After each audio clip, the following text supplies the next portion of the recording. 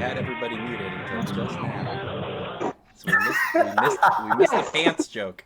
Missed the pants joke. No one will know. I have to remember to do a thing. I will eventually understand technology and be able to use it appropriately.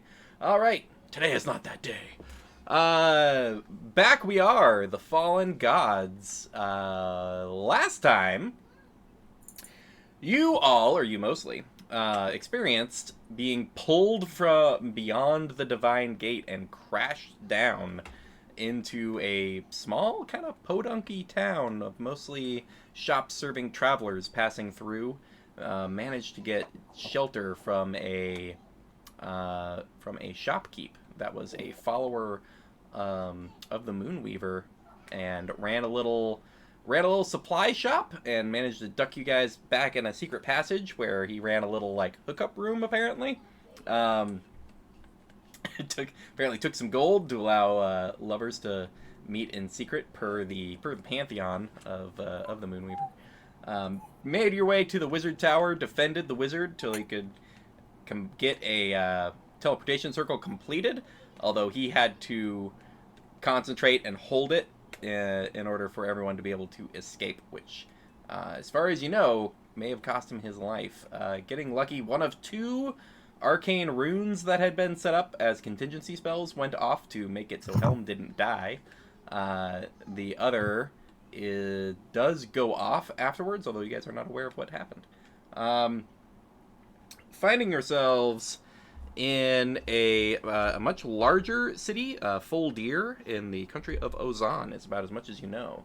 You found blacksmith to kind of get some basic gear, and are currently discussing your next moves in the Unicorn's Emporium, a small magic shop with an elderly tiefling woman working a monocle and kind of looking over her stuff as you all sit and discuss your next course of action after identifying your magical items. So, what we might just do here is jump in on Caitlin and Coralon. So, as you were going about your previous divine palace, this golden armor and bow and a gleaming spell focus ingrained into the edge of the bow, you feel like a tug on your shoulder, and as you look over your shoulder, there's no one there. None of your angels are trying to get your attention, but then a horrible yank and pull through a glowing net as you then crash into oddly into a forest just outside of this small town where a a young woman in a like purple robe with like a glowing staff is just sort of like standing there a little like agape, just as you kind of pick yourself up out of this crater with all of your arms and armor disintegrating off of you, essentially, left with just like some basic clothing, and this figure just wide-eyed looking at you going, "Hello?" Hello. Where am I? This is a oh, it's just she kind of stumbles through like the context of like how narrow a focus you need, and she's just like, the privy's there, and she's sort of confused. You both hear this large explosion from the town, just like maybe 100 yards away. Screams and slightly muffled as it's a little far away, shouts of like round them up, and these like a cacophony of different ancestries of people are all storming this town, and she kind of looks down at you, looks back at the town, and just kind of goes to like grab your wrist, is like, I think we need to go, and starts to pull you into the forest. Right, I feel I'm not welcome here. To follow. You do see similar, as you look back, you could see several similarly clad people being being roped with like bolas wrapping around their legs and tripping them. Other people getting lassoed from people on horseback and being dragged back into town. You two seem to be on the outskirts and able to just get away. Um, Kind of pulls you into the forest for a good like 10 minutes or so, um, and is when she feels that you two are somewhere kind of safe. She's just like, I'm not sure what's happening. I'm Miel. I I just traveling through this is a relatively common adventure hub, to so to speak. There's power here. It brings divine casters usually, although um, I had recently separated from my crew and was hoping to find some people to travel with. Um, I'm not sure what's happening. There's a wizard's tower nearby. We could try to get there. So this type of thing doesn't happen often, I see. Explosions and invasions of the city? No, not really. Right. Well, let's head to this wizard's tower. And you guys start. I'm Corlin Lorethian. Corlin. Wait. Corlin Lorathian. And she kind of She kind of like pulls a holy symbol from under her shirt, and you recognize it as your holy symbol. It is just like, One of my children. I am confused. It's just like, and it's like, but and there's a you can hear something like a patrol just like, has anyone tried northeast? And they're only like 100 yards away, and so she's just like, let's go. And you guys rush through it. As you come up to see a tower, which is like north of the city, you're looking up and you can see the swarm of all of these various monstrous races have like just gone at this tower, and they're all swarmed at the base of it. Archers are taking taking aim at the top of the tower as others have rushed in. There is a flash of arcane energy within the tower. You can see from like the top floor's windows, and there's a pause for a moment, and then again as the top of the tower just explodes with flame. A bunch of bodies flying out of windows. A few figures, kind of as the top of it collapses in. There's a few figures that get up out of the rubble. Not the least of which is this like crazy yellow goblin who's just trying to find something to like swing its axe into, and it's just and a couple of other figures just like who apparently survived the blast, just like lifting rocks off of each other and like getting free, and it's just like, 4 of them escaped, and, yelling down to the crowd, and there's like, and then she kind of grabs you, goes to the coast maybe, and so you guys just start running north, getting away from this crowd. As you get to a shore, you can see there's a few ships that are anchored just off the shore. As she starts to walk up and try to look around to figure out a way out to the ships, go ahead and give me a perception check. You can click perception or just hit the D20. Yeah, 23 is excellent. As you look out at these ships, you can see that there are rowboats that have been secured to the side of the ship. And you can see what looks like probably the regular crew up on the ship. But then as you look closer, you realize the regular crew you're seeing are all just tied to posts and edges of the ship to look like it's just a regular crew out there. And you can see a couple of hobgoblins, it looks like, that have taken over the ships, it seems, and seem to be laying in wait for people to approach. The lady you are with does not seem to notice, and is walking over and like pulling a rowboat from the forest line over towards the water. I'm going to kind of put my hand on her shoulder and just point out that ship and say, "Be careful of that one, my child. Just stay away from it." Kind of looks over and goes, oh no. Well, great. Just a moment. She kind of goes, I think I have an idea, and she keeps pulling the rowboat up to the water. You're like, it seems they're laying in wait, so we might as well make it look like we're heading there, but I have a way out. And so she gets the oars going, and he goes, I cannot stress this enough. Row slowly. And up against the water, and this is an actual like sea. You can't see the other coast on the opposite side. The horizon is just more water. She gets out a spell tome and traces it and does some sort of ritual.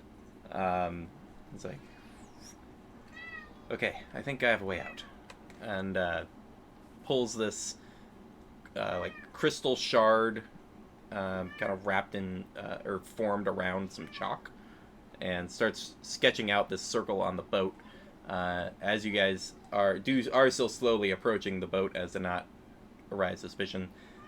The runes she traces goes, I've managed to figure out where they went. It's our best hope at allies or others that escaped. And finishes the circle, and it glows. He goes, step on! And she kind of waits for you to step into the circle. Haven't experienced material world magic for quite a while. Just jump right in. Hop on, and you get that falling feeling, like you stepped off a stair, like you missed a stair going down the stairs, and then arrive in what looks like the back of a church, and then she also appears right behind you. Goes, oh, all right. The other spell I cast was able to track where they went. All I got was the teleportation circle location, so I don't see anyone of particular interest. You all kind of come out from a back room, and it is looks like a church that's been sort of reformed, like reset up to be more of a place of arcane research, as there's people with spell books walking around. She kind of leans down and goes, I'll see what I can find, but try not to arouse suspicion. Yeah, and kind of pulls off her a backpack that she's had on this whole time. He goes, I've had this extra gear from one of my fallen comrades. Let's find you somewhere you can make use of some of it, perhaps. She takes you over through this sort of church area with all these elven guards and patrons that kind of give you like a little side look, but then pay you like no mind. Like you're kind of not used to walking through a bunch of elven ancestry people and having no one care or recognize you. Yeah. It's kind of an odd sensation. A little. It's kind of like looking around, like tracing my kind of exaggerated features, trying to get like someone to just. What's going on? It's sort of like I don't know if Ariana Grande walked through a record store and everybody was just like took like a look over and then just went back to like browsing the records. It's a little like wait. You get outside and you're in the like mid-afternoon, and you do see there's just a full thoroughfare. It's a full city going on, and there is another woman there who is just sort of like impatiently waiting, and then sees yourself and Miel kind of walk out, and then she kind of like this is the first person who's taken like a really hard look at you, and it's just like, someone else made it out. Oh, someone else made it out. Hello. How are you? I am Valir. I was able to escape the assault with some other divine beings. which she says sort of as a Oh, hush. how about divine beings here?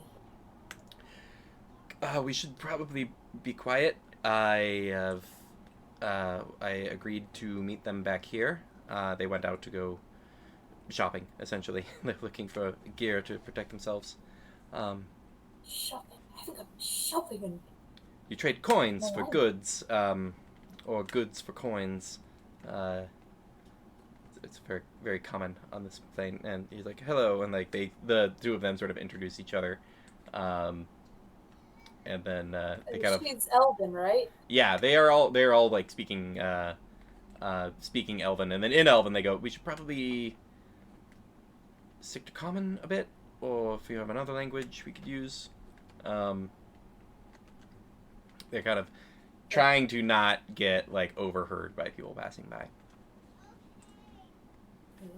I can speak common, Sylvan, primordial, just Very good. Well, we could maybe find your compatriots, or your other parts. See if the five of you can make use of your powers for something. I'm not sure. None of us really know what we're doing here. This is a unique situation. do you know what other gods got transferred here? There are some that I'm not on very good terms with. Uh, well, it seems the memories of many of them have been dissipated, largely. It's not 100%. Some of them, um, talking to some other from my order, which is difficult because we've all lost all of our powers. It seems divine casting has been utterly decimated, and everything's in a bit of chaos at the moment. Um, but let's it kind of sees you with like the backpack of gear you haven't even had a chance to look through. Um, it's like, I've secured a dwelling, um, uh, but it might be best to wait around here to see if we can find the others. Um, it's really weird. I haven't been around as many of my children in a very long time. I would try to keep a lid on that, as it were. This country, this city in particular, has largely left their divine origins and have turned to the arcane as a means of maintaining power. And I supply arcane interventions as the parent of all elves. But we have, those of my order that I've managed to speak to have concerns that this country had the most to gain by the elimination of the divine. And we wonder if there are those within the power structure that caused this to happen, and thus would be looking for opportunities to eliminate any survivors from their plot. We don't know who we can trust yet, and it's probably best to keep a low profile for now. You're saying my children would be from my realm. We don't know for sure, but it is possible one of your children was involved. Some of the highest powered arcane casters in the world live in this country, and we assume that one of them may have had something to do with this. Kind of deflates a little bit. Just was Right. like earlier, just really happy. Just like I haven't been to the material plane in a super long time. What's up, my children? And then hearing this is kind of the realization that I am. One of your Pretty kids may have burned down powerful. your house and made you homeless. Yeah. Yeah, that's like the realization. Like, oh, what about my wife? What about my friends? What Right. about what's happening? Yeah. And no idea on any of it. So the three of you are currently kind of waiting near this church area for a moment. The other four, you guys were over in Ira's Unicorns Emporium for with magic items and such, getting a few of the things you managed to gather identified. You are currently hanging there after hearing about the job offer to go try to get some teeth from some sort of fire creature thing for something she's making. Um, she does look over at Bakab and see the doing the identifications, and is just like, and if you want to spend any of that coin on some spells to add to your repertoire, she kind of goes over to a side of her little setup and like opens up a thing, pulls out some scrolls. It's like, I've been sitting on a few of these for some time. I have detect magic. I have dark vision, fly, and this is like a thunder wave spell. So if any of those interest you and you have some coin left over, let me know. How much coin do we have left over after that transaction, Pearl?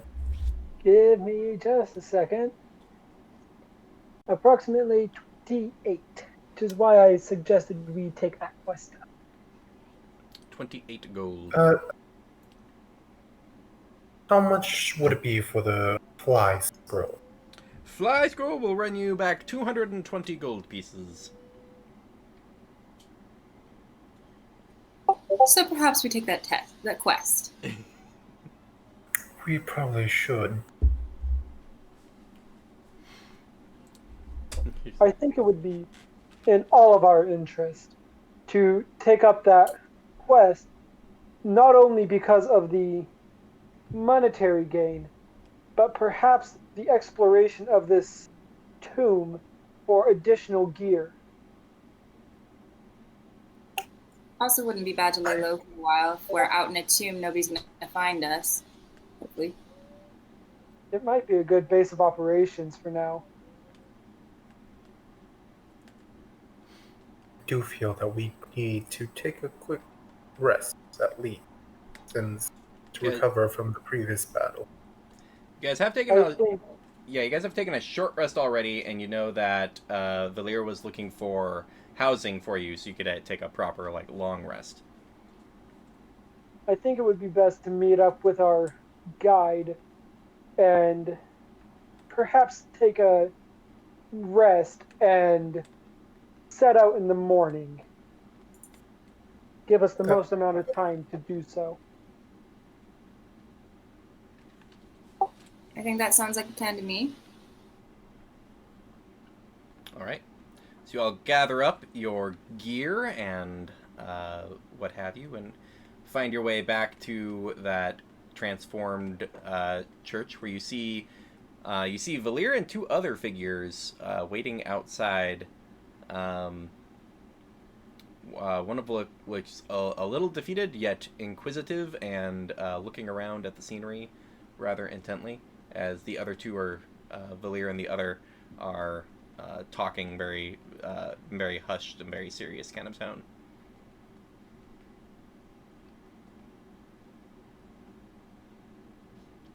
You all approach, and Valir kind of waves you over. Divines, there's someone here you may have met, and kind of gestures to Coralon. Is my memory fuzzy enough that I wouldn't remember Sehanine, the one who built my wife? Yeah, make a religion check for me. Okay. 15 is plenty. Yeah, you recognize the person who made your wife. Live to serve. Walk over and just hug right away. Very touchy-feely type of person. Right.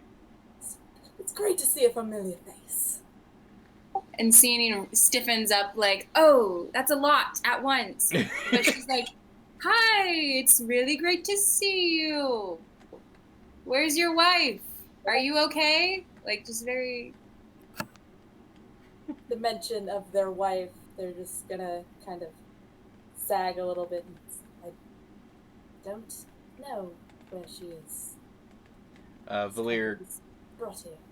Valir kind of speaks up with a, if the five of you made it out, it's reasonable to assume others could have as well. we're working out a plan to get a discreet word out to various followers to keep an eye out and give sanctuary to those who present themselves. Until then, I've secured a modest dwelling. I didn't know how many to cover, so there's room for the 5 of you, and you'll be well. We'll figure something else out. And she starts gesturing and takes you all over to the northwest section of the city. You pass by a few bakeries. There's a slightly over the top halfling fellow with a cart of random goods that is sort of aggressively trying to sell things to people that pass by. And as you get to the outskirts of town, you can see where the river is flowing in kind of the distance. It's not fully on the horizon, but you can see it a little ways away, where clearly it has flooded out the area recently, and some moderate-sized homes have all been kind of like washed out, and people are like basically rebuilding homes in the area. But there are patches of land that are essentially unclaimed, and at one spot you can see where it appears just dirt has been piled up to be about 10 feet tall in a sort of a semicircle, with a door just sort of just shoved into the dirt, and a patchwork roof of just gathered materials is sitting there. And Valir's like, well, I managed to secure some land, and luckily the fall of divine powers didn't affect. And she kind of flicks her wrist and casts a spell, and a chunk of earth just goes like, and just moves up and over, creating sort of a pit and then a pile up of dirt, and then does the same thing, and it like refills. He's like, that I've known since I was a child, so that hasn't gone away. Oh, kitty, it's a bad kitty. Ugh. Alright. Cat is knocking over miniatures, so apparently needs a lot of attention.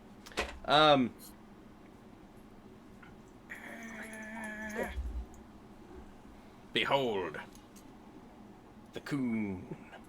That is such a pretty cat. She's a Maine Coon mix, and she wants to get outside despite her owner's preferences. Now, He looks like if Maudie and my cat had a sibling, that would be it. Like fluffy like Maudie's and a tech. Alright. Cat-related content has passed.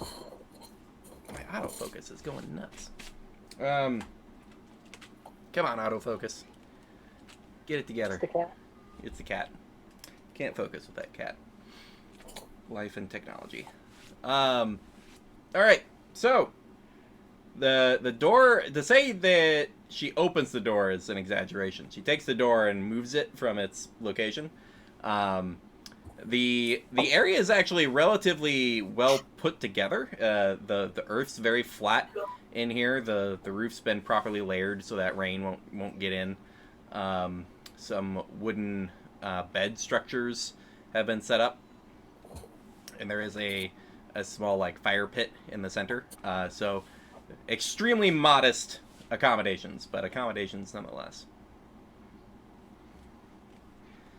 Better than nothing.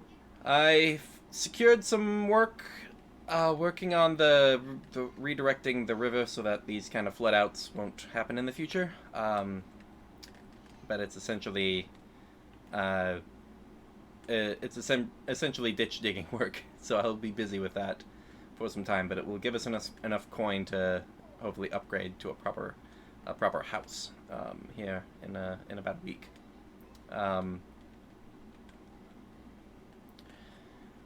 she kind of, as there's only like 5 like bed stations, she's like, myself and oh jeez, this is what happens when I write names down instead of just trying to memorize them. Woo! Myself and Miel will find other accommodations. You said one of you said something about a adventuring job you were going to take up. Yes. The proprietor of the unicorn place offered us a decent sum of gold for the retrieval of some teeth from a flaming skull.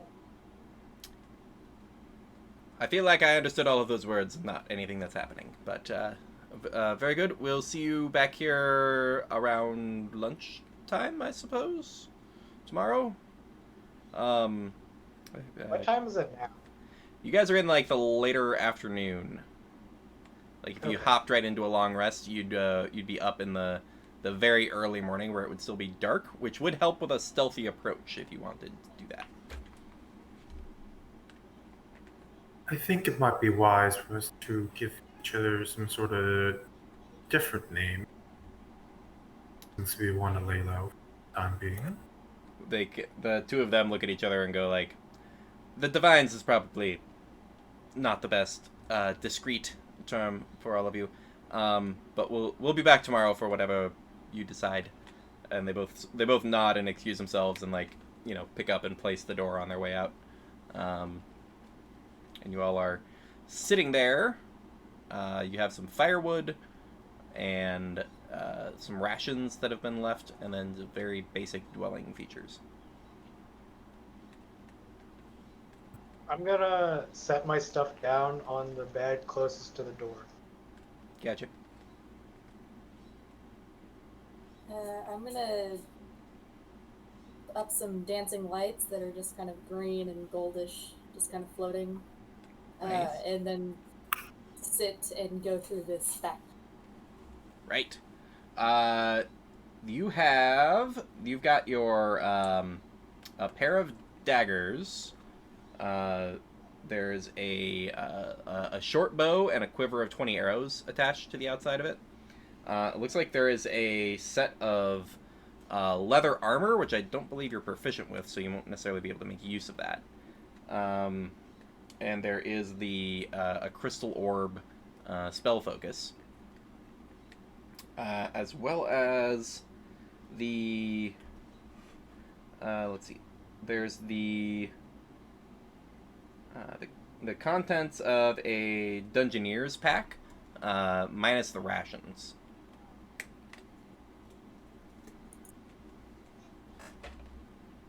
So you have that kind of basic gear and ability to cast your spells that require a focus. Well, this is all very useful. Oh, and 15 gold pieces.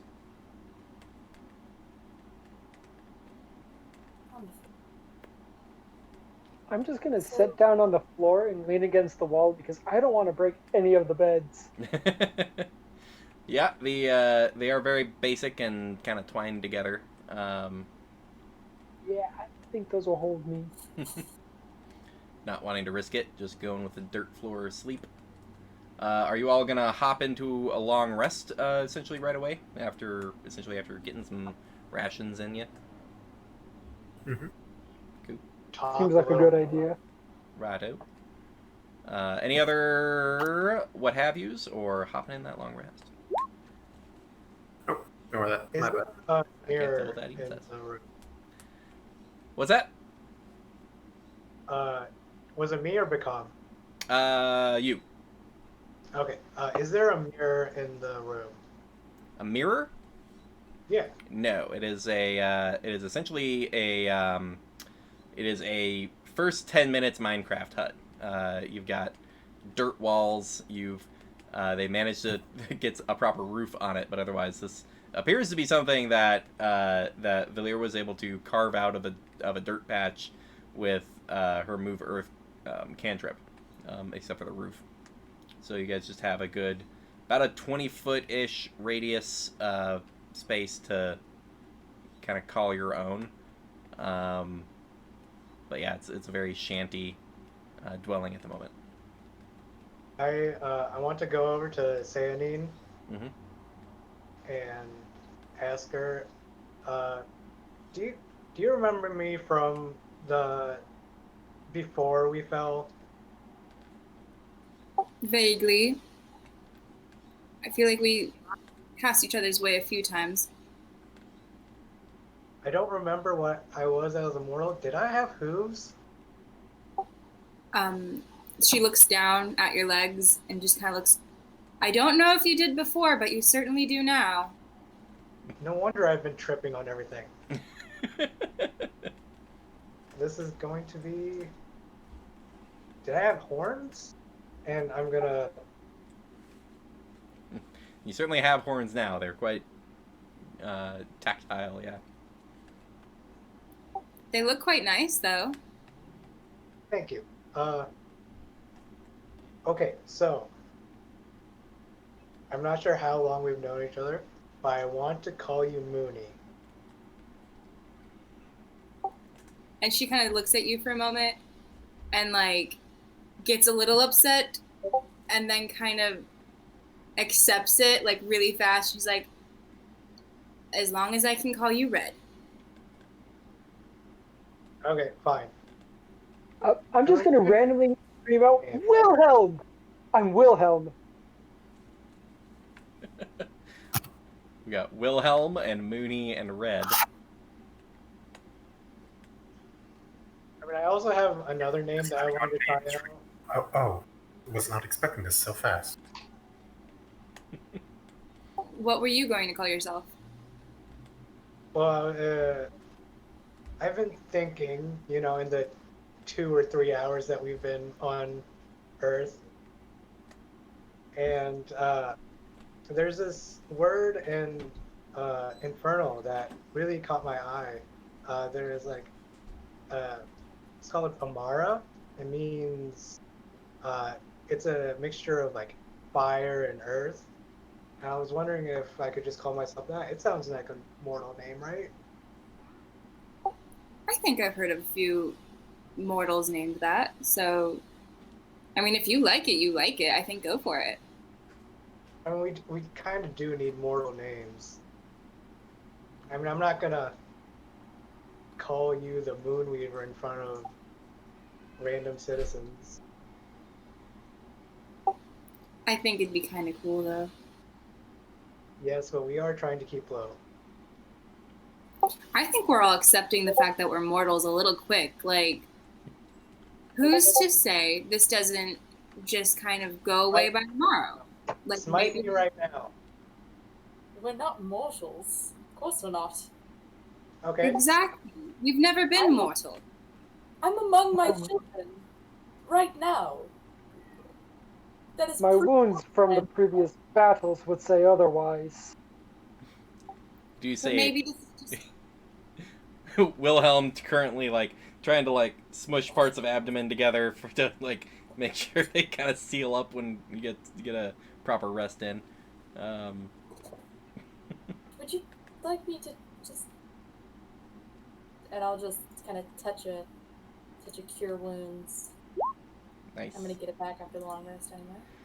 Looks like heal 7 points. So you see Corlin just they just reach out and kind of pinch and move across, and one of the major like slash wounds just seals across your abdomen. Thank you. Oh, you would have been helpful during that fight.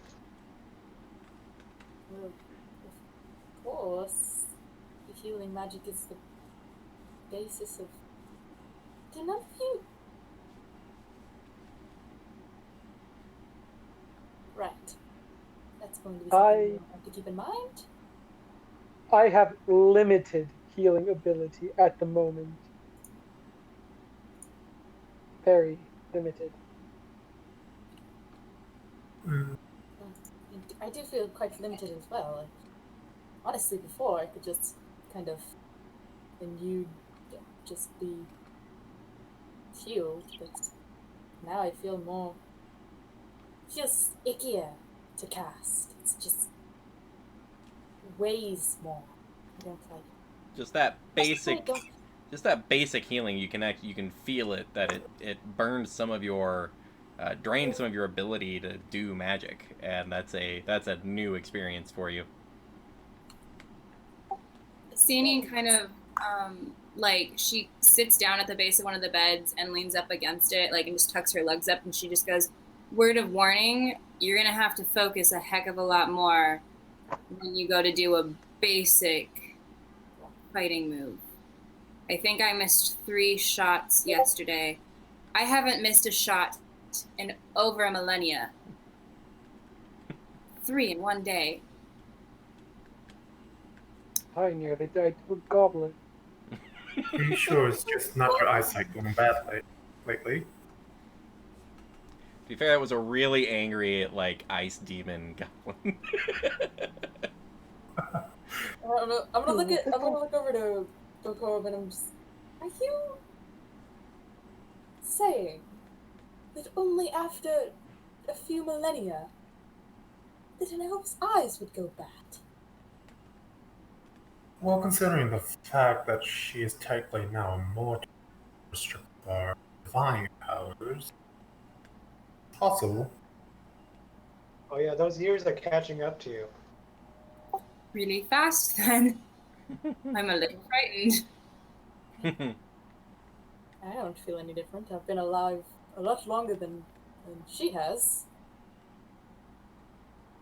What season is Corlun expressing at the moment? Kind of like a spring leading Spring. into a fall. Like it's green, but you can kind of just see the tinges of. She might decide. They might decide to wake up as fall, but at the moment they're hitting again in that late spring. Yeah, Yeah. in that late spring. Oh, quick question. Are you presenting as, like, the male version, the female version, something in between? Just out of curiosity. Masculine, but that's their preferred form, is like a masculine, very tall, is taller than most elves. It's 7 feet tall. Very, very tall for an elf. But very lanky and thin, but it has like the broad shoulders, and you kind of have to like take a double look, like with the long hair and like the slim frame, but presenting mostly masculine. I'm picturing. Oh man, why is her name is escaping me? There's a great image of David Bowie, and she played an elf in Lord of the Rings, and I can't think of her name. Oh, that's gonna bother me. I think everybody knows who I'm talking about, but I can't place it. But yeah, that's kind of the vibe I'm getting. We're all waiting for you to go photo negative and like, and give everyone a lecture on the nature of rings and magic. So all of you have a chance to chat. Some of you think of nicknames to kind of hide your divinity. Some of you are still workshopping things in your head. But you all managed to bed down either for sleep in a long rest or meditation in the case of the elves, and get your long rest in. So hit points restored, half of your hit dice restored as well, abilities reset, spell slots reset, all pretty ready to go. Are there people taking watches over the course of the night, or does everybody just kind of hit their respective sleeping area and conk out? Corlin would, because they only need to meditate for 4 hours. So. Right.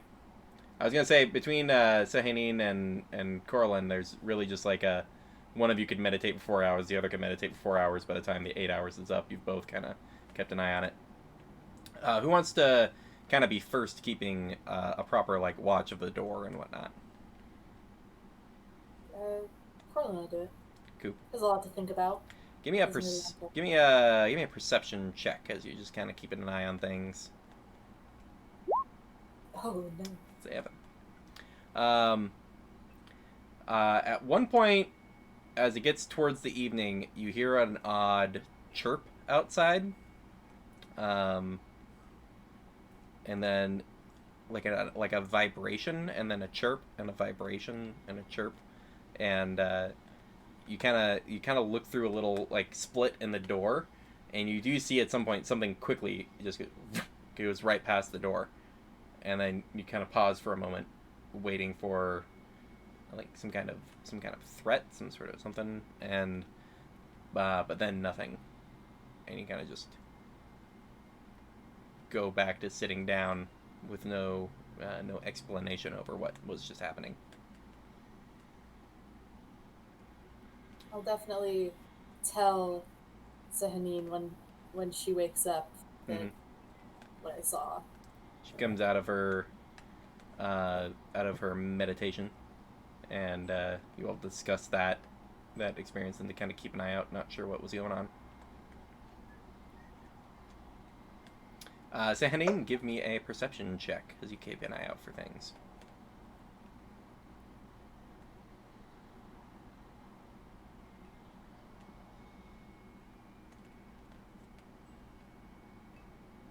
Sorry, my internet just bugged out. Ooh. So that I'm just gonna do a regular. Sure.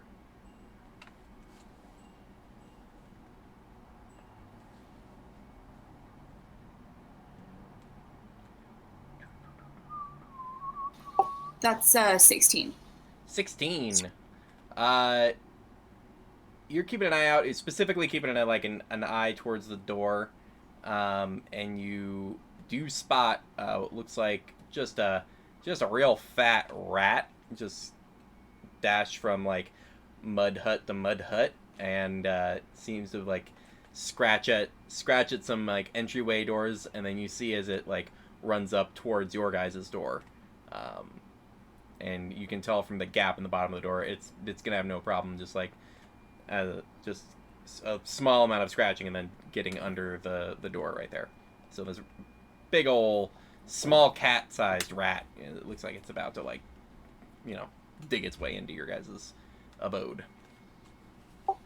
How civilized. Should I wake anybody up to deal with that, or are we just like... It's a fat fine? rat. I don't know what you want to do about it. Do you? I'm gonna like kind of poke Corellin and be like, do we want to deal with this? I'm a little over it. Gonna open your eyes, and you can see these little tiny paws starting to like scratch dirt away, as it's trying to make room for its head to get into the area. Erlin's going to walk over to the door, stand up, and then just kind of take some mud at the bottom of the door, kind of shove it towards. Just shove some more dirt where it's trying to crawl in. Yeah, just kind of pack it tight so that it. Nope. Give me an animal handling check. Oh no. You're packing this. You're just there's no mud actually available to you, but you just scrape some dirt, and the more dirt you scrape, the more the claws are just frantically like digging, aggressively trying to get in. Sehanine, are you do anything about this? And she kind of like looks over there and then like kind of like jumps like having to focus a lot more as a mortal is surprising her, and she's just like, oh, I have a bow. And she just grabs it. You kept trying to just like use your consciousness to make it not exist anymore, and it kept not working, which was very confusing. Yeah, exactly. And so she takes her bow and she tries to shoot it through the hole in the wall. So let's see. Take aim. Go ahead and give me a shot with disadvantage with all of its cover and whatnot.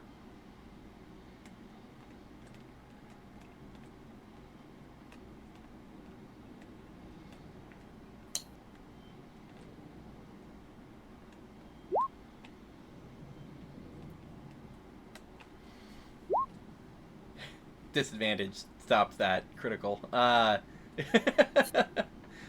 So you you kind of just like get low to the ground where it's digging in at, and like pull the drawstring of the bow, and then as it actually like pokes its head through, you just get the rat just. You're not sure where it landed, but you're pretty sure it's not going to bother you anymore. Give me a both of you can give me a perception check.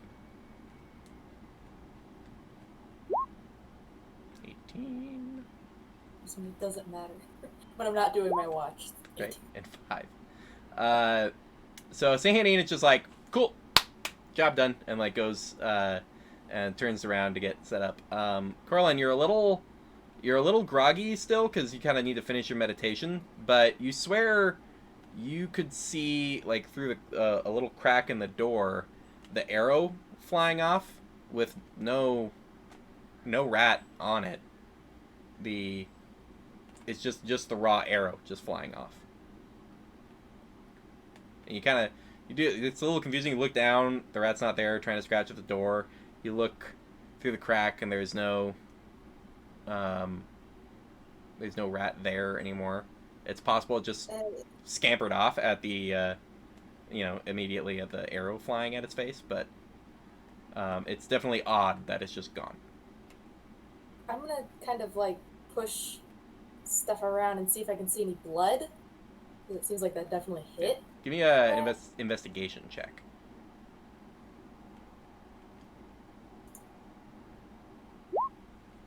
You're very confident. I mean, it's dirt and it's night. It's kind of hard to make out details, but you're pretty confident. There's no markings of blood or even hair. There's nothing. There's still the scratch marks, and you can see kind of how it approached and where it was digging out at. But it's like it just stopped existing. Would I have enough know-how to kind of link it together that might have been a familiar? Give me an Arcana check.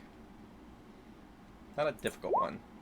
Yeah. You're pretty confident that must have been a familiar. So it looks like someone with some kind of arcane casting ability was scouting the area.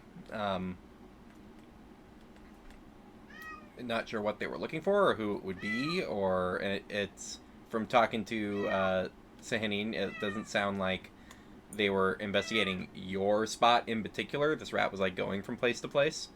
But you're pretty. This must have been some sort of arcane caster looking to find out something about the area. Just gonna kind of turn to Sahanine and it looks familiar. That's quite worrying. I believe one of the people who have been searching for us is some kind of spellcaster. I don't remember what kind, but it's mildly concerning for sure. Should probably let everyone else know when they wake up. Definitely. Problem is the familiars can take all sorts of shapes. So next time we see it, it might not be a rat. That's definitely a worry. Do you think it noticed that we're here? It probably noticed that we're here. I shot it with an arrow. Well, it wasn't one of your divine arrows. It doesn't seem like it could be traced back to you. Do you think it could see in through that hole? From looking at it, you don't get the sense it got a look at anything in particular. Just that like this place had a door that it could get under, so it was trying to. I don't think it saw us, but be careful for the rest of the watch that it might come back. All right, I will. You should probably go back to meditation. We need you to be rested tomorrow. Right. Let's kind of sit down, not on a bed anymore, because this doesn't feel right, and just kind of put their fingers into the dirt and just kind of... All right. You all finish up your long rest. Some of you just went right to sleep and just slept for 6 hours straight, and then started to kind of get up and munch on some of what is remains of the rations and get armored up and all that. Everyone gets geared up. No other intrusions on your living area, as it is. The two of you inform everyone of what happened over the night.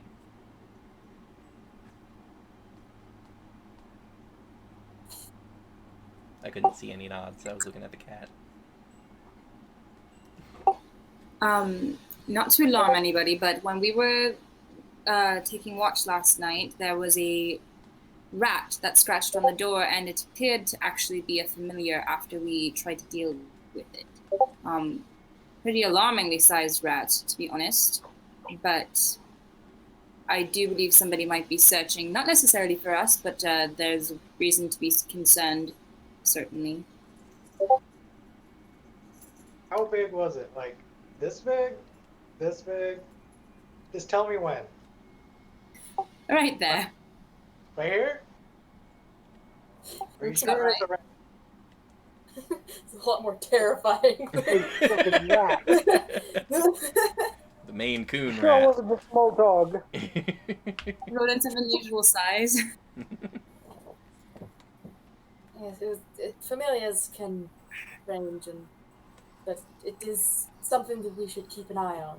Any strange animals of the familiar Could type. have been a capybara. You all are all sitting here discussing the concept of a large rat. In the not too far from you distance, maybe 50 to 100 feet away, you just hear somebody just go, "Ah!"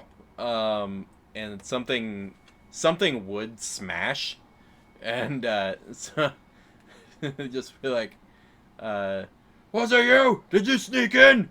Did you take it?" And it's like, "It wasn't me. Leave me alone." And you. What about you? You all have sticky fingers. Somebody yelling and accusing passersby about something. Y'all want to check it out? I'm gonna go outside. Yeah, you've all kind of geared up already. You don't feel the need to leave any of your valuables in this place, in a door that doesn't technically hinge, let alone lock. Can I thaumaturgy the door open? Yeah, you do, and it just spins. It just flies open, as in it literally flies 5-10 feet away from the opening. We needed that. You step out, and down the thoroughfare, one of these other hastily constructed dwellings, you see there's a shattered door, and there's a half-orc man with a full two-handed axe, just angrily grabbing people and interrogating them, and then kind of looking disappointed and shoos them off, and is just looking at everyone. It just has a looks like he's got a belt with a bunch of large pouches on it, no backpack to speak of. He technically has a shirt, though it looks like it's taken a lot of arrow and axe hits over the years. And it looks like it's been his only shirt for a few years. And it's just kind of torn up, and he's just pissed off. And with no recourse, there's no oh, it was you, and he can actually attack them, and he seems just really mad about that. And finally "Gah!" and gets really mad and just starts taking his axe to his mud hut, just destroying it. Because that's obviously the most productive thing he could have done. Of course. I mean, he's not hitting anyone. Yet. I'm gonna call out, say, "Hello, friend. I'm sure that hut did you many wrongs, but can I ask what its crimes were?" Give me a persuasion check. And see how kindly he takes to this. Very kindly. You somehow managed to phrase this in a way where he actually kind of looks over, and he's just looks over and goes, kind of puts his axe up to lean on, and seems to like check his hair, and kind of get it like straightened out and pulled back, and it's just like, I just you know, I had something valuable and it's gone now, and there's a, you know, I guess I shoulda put the coin down for proper dwelling instead of trying to rough it, and I wish I'd had a fine lady to watch my things as I rested, so to speak. Kind of like goes to like lean coolly on his axe. That's just like there's not any support. It's yeah. Okay. So If you see one of these little sticky-fingered shits with a wand, a pearl with a gold inlay, you let me know. of course. So you think that whoever took your pearl from you was a magic user? I mean, it was a wand, but no, I used it, so anybody could have used it. Somebody just spotted something magic and thought, oh, that must be mine, even though it was in my belt. They took it from your belt? That's why I'm hassling all these thieving-looking people. See if any of them was taking it. I mean, if they took it from your belt, that's kind of your fault at that point. Didn't feel what? I had a hard day, and I'll have you know, I was assisting orphans who had lost their homes in the flood, and I was very tired from all the lifting. And he's kind of like flexes out a little bit. I'll put my Can I see if hand he's on- lying? Yeah, give me an insight check.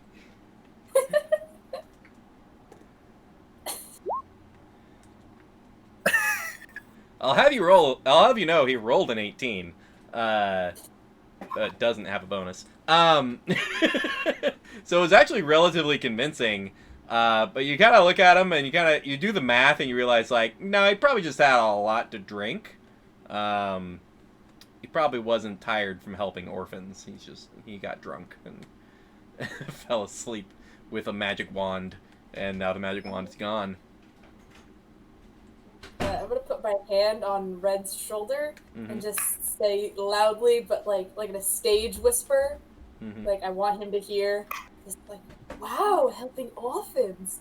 Don't you say you love guys that love orphans? He kind of like. I take the hand. I take the. Yeah. Did you know that I was an orphan myself? So what you're doing is so great. I'm very happy to have assisted someone. Yes. Good.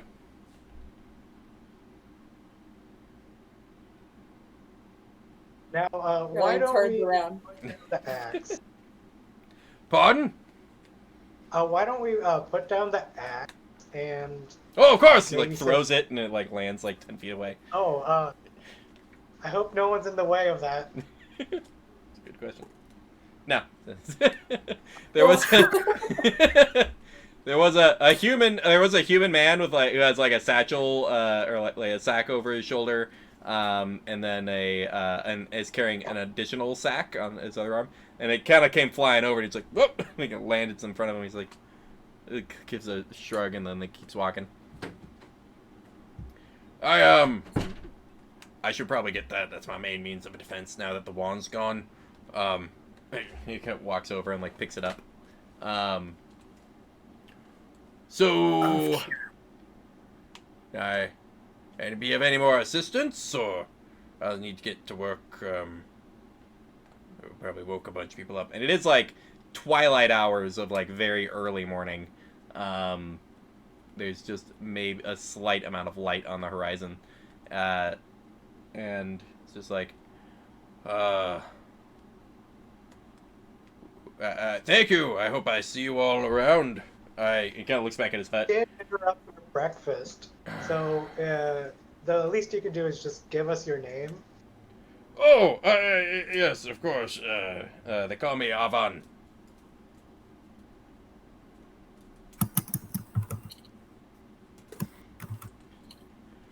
Whew. So Avan looks back at his hut and is just like, I gotta fix this. And kind of goes over and like sets the axe down and starts kind of reforming the walls and the roofing to still be a functional hut. Um, and what do the five of you want to do? I'm actually going to quickly take out one of my remaining gold pieces, Hmm. and I'm actually going to give it to him and offer to pay for a new shirt You as go, a token of good faith. I haven't had a new shirt in years. Thank you. Don't Happily, spend it on drinks. hopefully takes the coin and like puts it in a pouch. It's like, I would never waste a gift on drinks. That's impolite. Put another hand on Red's shoulder and barely containing laughter, just and he's polite. Don't you love big, strong, polite men? See how far he threw that Bar axe? is so low for men. The bar is so low for men. She comes up on the other side of the shoulder and like He puts says- her hand on it and like says, "You know, if I were still divine, I'd give you my blessing."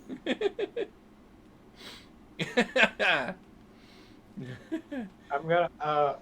Do we know where the Valir is supposed to meet us?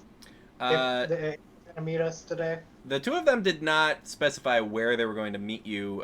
Well, they did. No, they said they were going to meet you back at the hut at some point, but it was going to be in the afternoon to give you all time to go do your, your job, trying to figure out what's going on with the fire skull thing. And Ira did give us the location, sort of, like which way it is. Okay. Yeah, it'd be the west of town. She mentioned it was in an area that had been washed out when the river overflowed. So it's pretty straightforward to just like follow where the river like overflowed and like eroded a bunch of things, and you should come across it.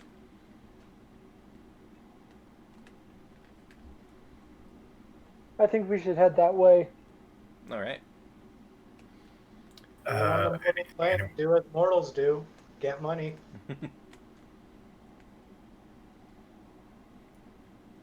Getting some coin, given your inability to psychically manifest whatever physical object you want on your person. So you all start making your march. Are you going to try to make the whole trip stealthy, or are you gonna kind of move a little faster to find it and then make a stealthy approach as you get up to it, or how are you all approaching?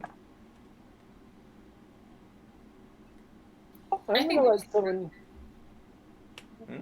That might be a good idea, considering how few of us may be good at stealth. I mean, I'm all backwards, but how the camera works. I'm like, yeah, wait, no, okay. I tried. No, I got it. Yeah. Damn it. Wait, what? Okay. Directions. Oh, yep, there we go. Okay. So a faster approach, and then maybe try stealthy as you find the location. You all get marching, kind of following where this river came through. You do find like pieces of houses down a few thousand yards as you all are moving down this sort of bank of where the river kind of curves and whatnot. You see little still pools of water in these like crescent moon kind of shapes. You can see the sort of the smoothed out soot and sand, what once may have been several hills and embankments that has now just all been flushed out in more of a straight line. As you go downhill for about, that would be, it's about 2 or 3 hours of just marching. the just barely little speck of light starting to come over the it would be behind you as you're making a small approach. Let's have everybody give me a perception check.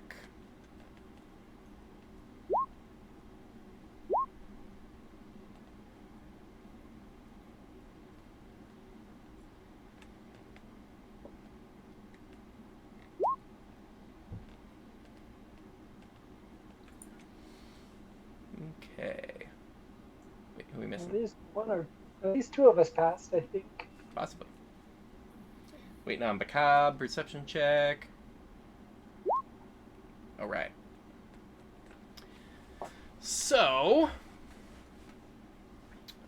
from a hefty distance, enough of you kind of spot the area to be able to attempt to approach stealthily. But you can see what looks like 4 obelisks that are uncovered, surrounding what looks like a solitary, like above ground stone tomb, a little bit like in New Orleans, where they have their graves and whatnot are in stone mausoleums that are above ground because of how floods and whatnot work. This one particular one uncovered, and you can see specks of rock and whatnot every few hundred feet or so, as though there are possibly more, but still buried under. Those ones are still buried under earth. You can also see what looks like a pair of, in particular, Bacab in particular, you can just spot a pair of craters nearby, where indentations in the dirt. One of which looks like a small fire in it. Just a little flame that you can see in the distance, kind of just flickering up and the other one, a little like smoke trail, that has almost entirely burnt out.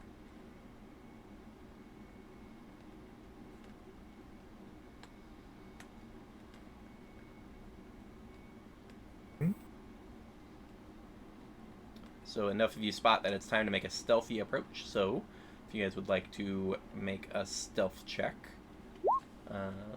some of you have disadvantage due to armor situations.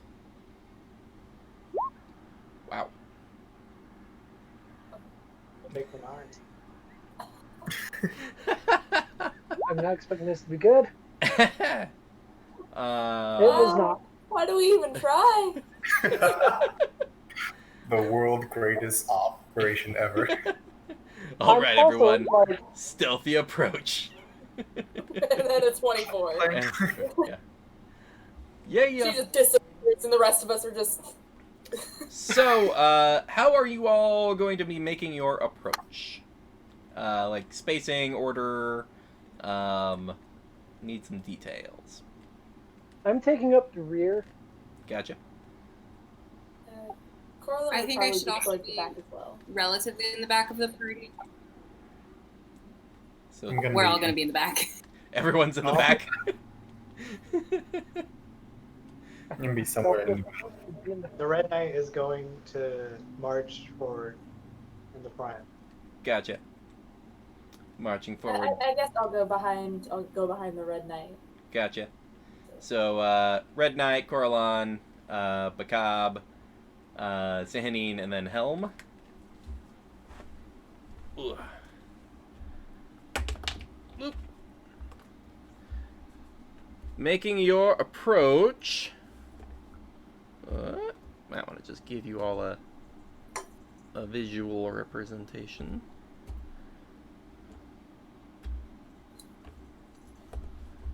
Are you guys just approaching basically in a line, trying to stick close together?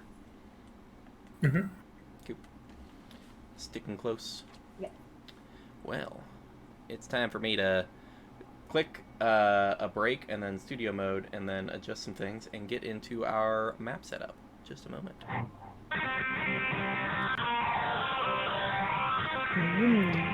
There is music on the broadcast end. Nice. Very sweet. Well, Yep. Is it wrong that I really meant to do some art of my character. It's I 2020. had one growing up. A lot of us meant to do a lot of things. But it's 2020. I meant to get some sleep last night. Is it wrong that I was about to hopefully capture that rat and eat it? there's a It sweet crossed my mind, actually. there's a sweet guitar riff happening in the background as all this happens. you would have bit it and it would have just pooped. A horrifying experience that would have been amazing to see. All right. Depending on how you eat it, if you just eat it the entire thing like a snake, it should be fine. So How all would of that feel you, for the wizard? with all of you approaching.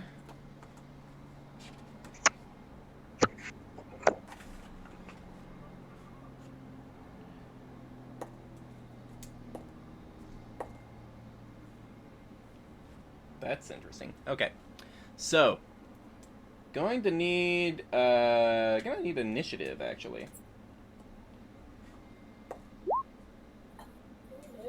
Oh no.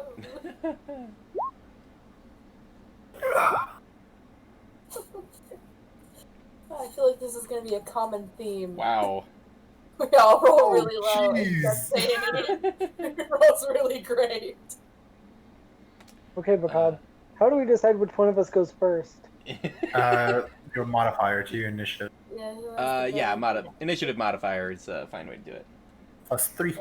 And honestly, you guys are allies. You kind of go. You get one of you can kind of just allow the other to go from round to round.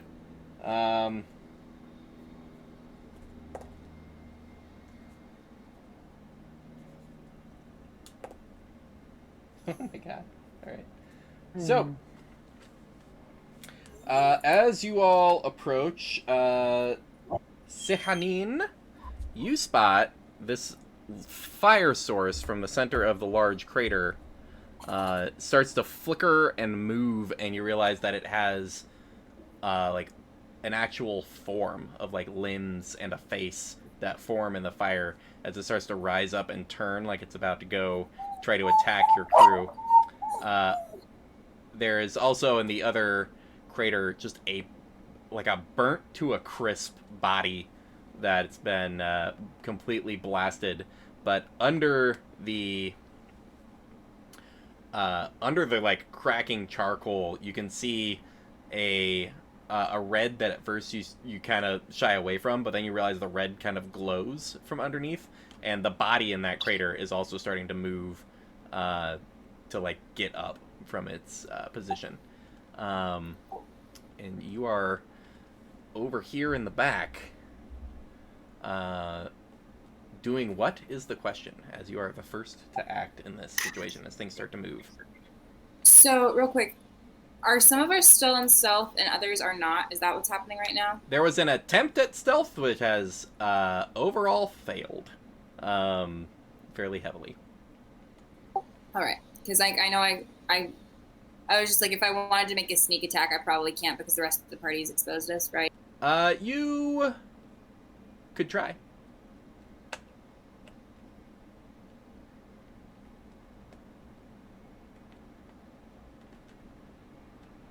It is a question of what you're trying to do. The two entities you can see don't have enough consciousness for you to get a read on if they see you or not. I am going to, I think, take aim at the zombie-like creature Sure. and try to get that one out of the way. Gotcha. Go ahead and take a shot. That one actually did fail its perception check. So go ahead and you have advantage.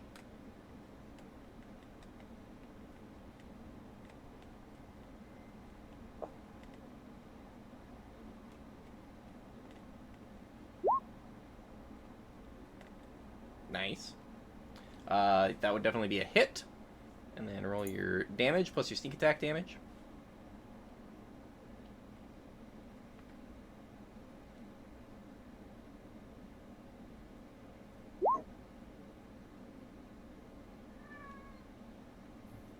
So you have one more d6 plus your dex mod, I think.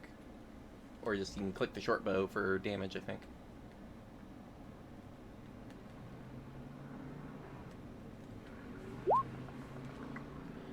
Alright, so that is 11 total. You see the arrow sink in, and it just it snapped away 2 large chunks of charcoal off the edge of this thing's body, and sunk down into it. There was a spout of fire that came out a good 10 feet, but it had no real direction to aim it, so it just sprayed fire on the ground and then up into the air as it keeps getting up, just ready to do something. But you've fired your arrow for your action. Anything else you want to do? You have no cover for hiding, unless you want to try to get to one of the obelisks that are sticking up. I think I might try and sneak to one of the obelisks, because I think it's about to get really congested where we are. So I'm going to try to sneak. Do I have enough movement to make it to, like, the far back right one? The back right, this guy? Yes. If you dash, you might be able to make there. You want to try to make there? Yes, please. All right. So your movement's about to there, and then you can bonus action dash. And you can get to... That's about to where you can get. So you kind of make it to that first obelisk, and you have a little bit of cover from it. Okay, Looking at that little gap of fire. To see if it works. You don't have any actions left for actual stealth, but you have managed to dash up there to get some cover. Up next is actually this little form of fire, which rushes up to the Red Knight and tries to just do like a diving spear as it rotates its body into like a fire that's been caught in a strong gust, and it just swirls up at you. That would hit a 17. Just hits. Just hits. And that is 7 fire damage, which I believe you might have resistance to. Yes. So reduced to 3. And do you have a... Is your shield wood? Oh, I don't have a shield. Oh, okay. Gotcha. Alright. That's all it has done. So, Coraline. You are right here. Okay. I'm gonna kind of step that direction about 10, 15 feet. Sure. And then I will shoot a ray of frost at this fire creature that just attacked my friend. Do it. I'm going to say roll with advantage.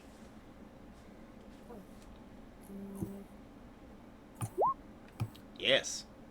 Definitely. Cold damage blasting into it. It seems vulnerable to the type of damage. Taking a full 10 points. You see that about half of its body just engulfs in ice, and the rest breaks away and struggles to reform. You've definitely hurt it pretty badly. You still have some movement left if you'd like. You also have a bonus action.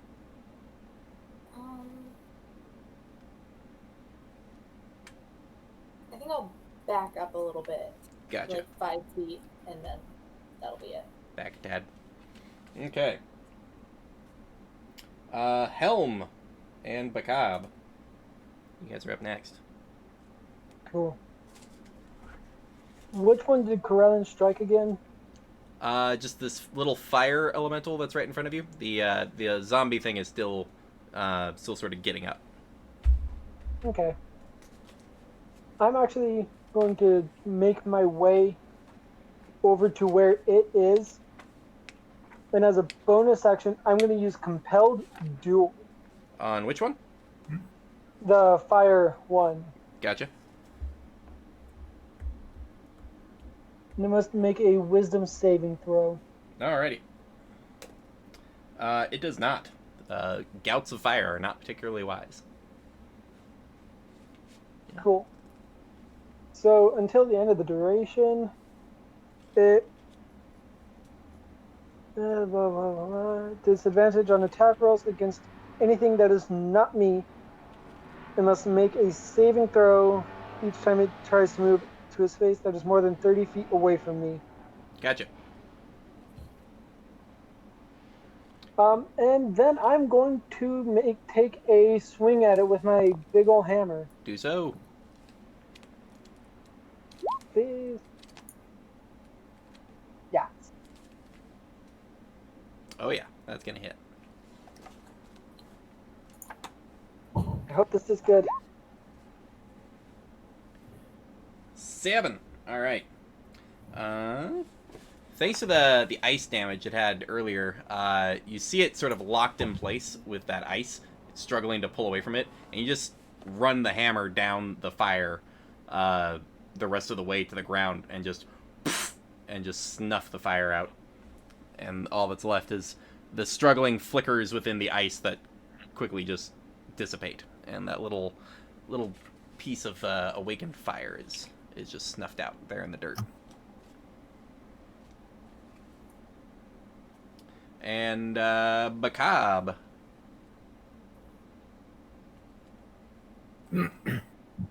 I will move a bit closer to Coraline. Mm-hmm. It's like moving over 15 feet to get close to Coraline. Yep.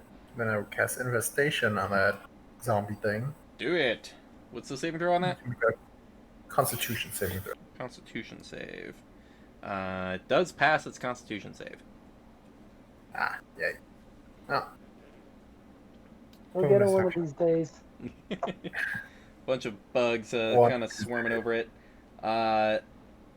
There's hilariously, the one that didn't, or that horribly failed their perception check, is the one who just now is aware that there's something happening. You all see, well, actually nothing. You would, from within the tomb ahead, where you can see the doorway facing your area, you just hear a, "What is even happening out there?" When a voice sort of loudly boomed through the area. Sahanine in particular, you can hear a reverberation from within the obelisk that you're standing next to of this voice. And this thing fully gets up, but it is technically the Red Knight's turn.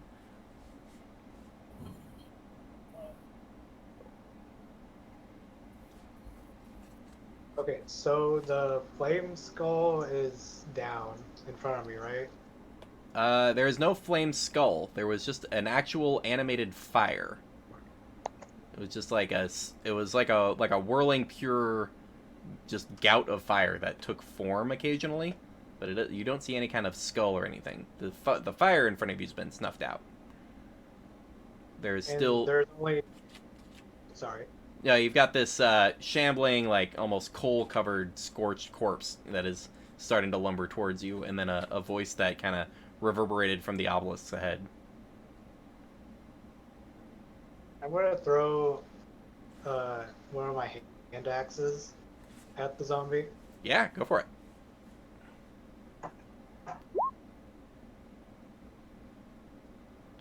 Excellent. Yeah, that's just whoop, whoop, whoop, right into it. It does as the axe hits, the axe gets like shot out of it as another blasting of fire shoots out about 10 feet. Luckily, you're a little farther than that away. But a sort of a splashback of a column of fire shooting out of its chest. It is still up, though it looks extremely hurt. I'm gonna go up towards it. Up to it? Yeah. get into its face. Yeah, and that'll end my turn. Gotcha.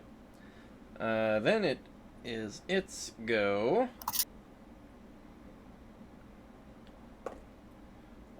It tries to rake at you with a claw. That is a 14 to hit, which I believe is a miss.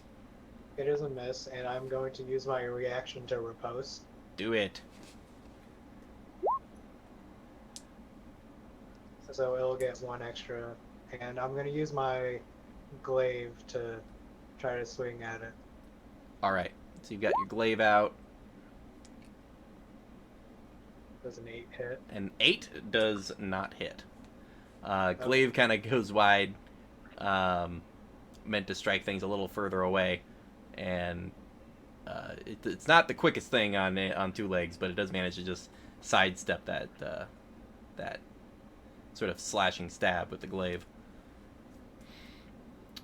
Coming around to Sahanine. Alright, so I'm going to attack with whoever's in that circle, the black dude in the circle, with my bow, and then use my bonus action to get back into stealth. Gotcha. Yeah, go ahead and take an attack.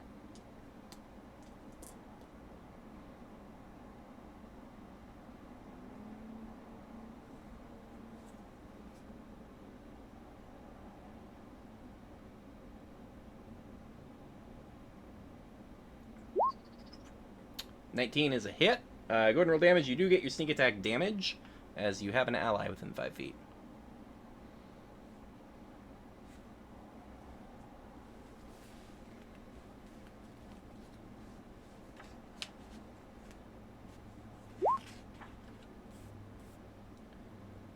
So 4 plus your regular damage.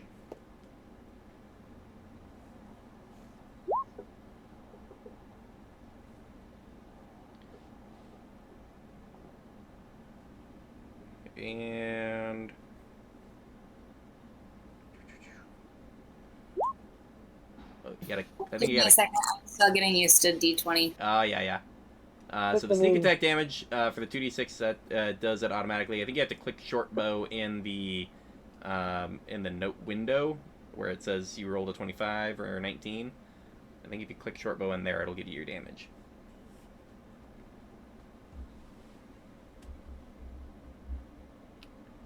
Can you say that one more time? Yeah, if you go, I think I'll try to do it. Yeah, if you just click where it says short bow in the thing, it'll then give you damage. Like there, that's 8 piercing. So you just have to click where it says short bow in the, what do you call that? The notes Alpha? column. Yeah, that was what I was clicking, and it was just giving me the roll for it. Oh, weird. So, Well, we'll call it the 8 and the 4 is plenty. The this arrow just slams into the back of the head. The Red Knight sees as a jet of fire shoots out where that arrow hit. So not at the Red Knight. It's sort of like it's aiming back at Sihanine, but it doesn't have the range to reach her. And it just sort of like jet propulsions the head of the thing into the ground, which it hits like a small rock, and it just seems to be quite down for the count at this point. Y'all have a zombie down. I wonder if count flaming. And then you wanted to try to stealth, you said? yep. All right, go ahead and give me a stealth check.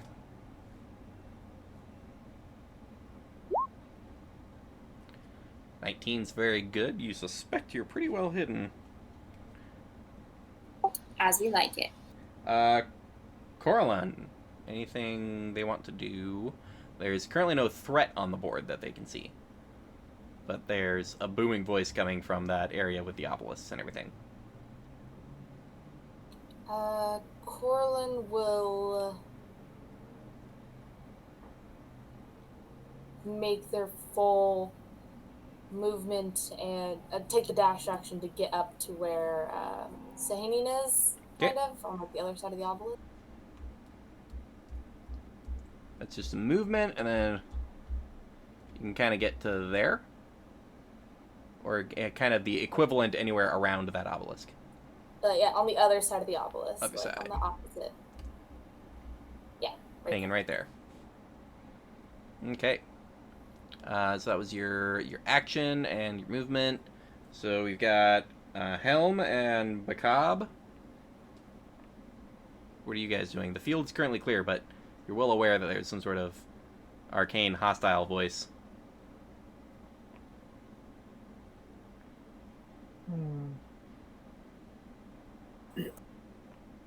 I'm going to ready my shield and make my way towards the other obelisk. Gotcha. You can get to there with just your movement. That works. All right. Rob? And then, are you taking dodge action, basically? Pretty much. Okay. And, Bakab, what are you up to? Can I prestidigitate myself to charred burn somehow and just lay on the ground where that zombie was? That's more of a minor illusion kind of thing. But you could also just lay next to that burnt corpse if you wanted. Alright, I'll do that. Okay. Feeling in the dirt. Oh. Give me a deception check.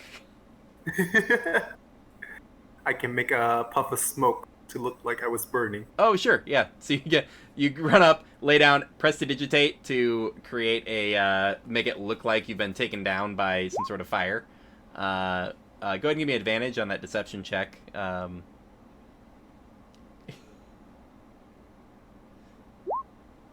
Sorry, 16. Okay, Pretty good. Yeah. All right. Right before the Red Knight goes, the door opens up, just kind of opens up, and flying out, and then up about 20 feet is this green flame, red-eyed skull. Ends up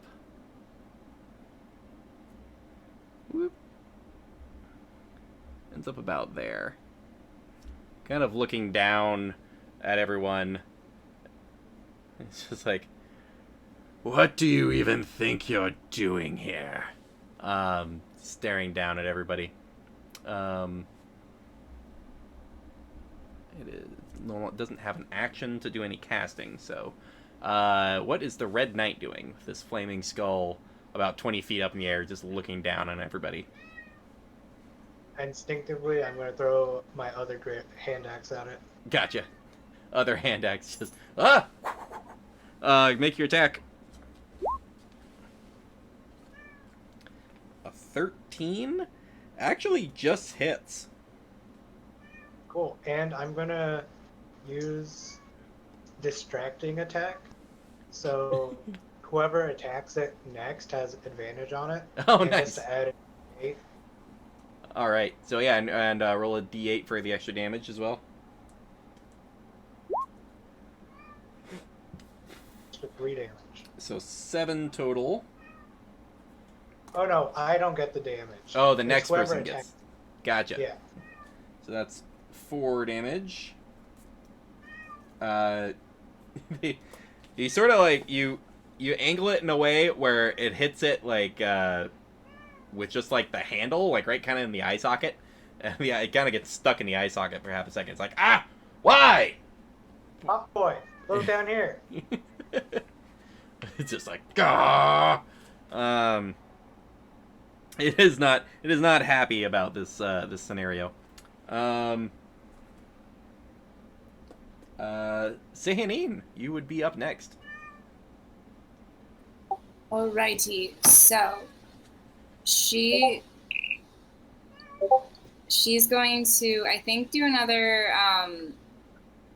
round with her bow Gotcha. at this guy. Because Go we're for it. not creepy. So You have advantage, which also makes you have your sneak attack damage.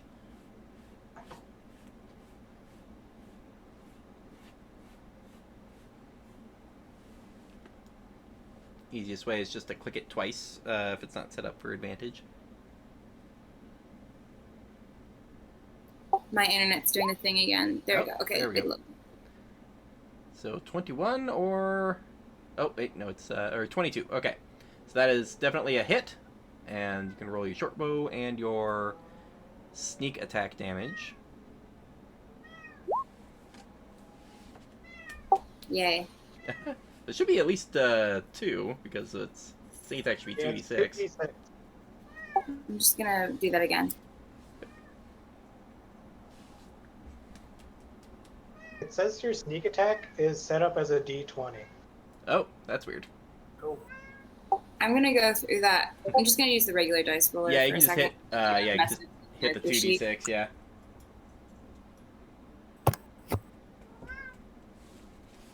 Cat, why are you so needy?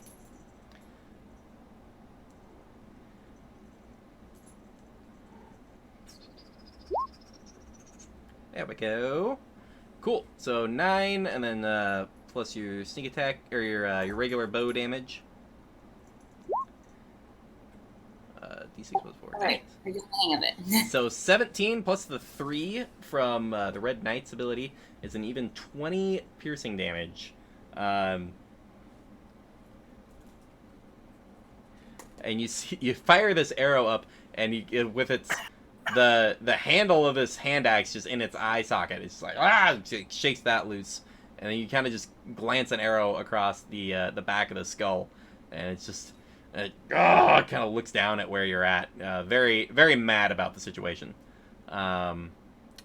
You do still have a bonus action and movement if you'd like to do something else. I think I'm gonna try to move to like the opposite obelisk The and the left or the down?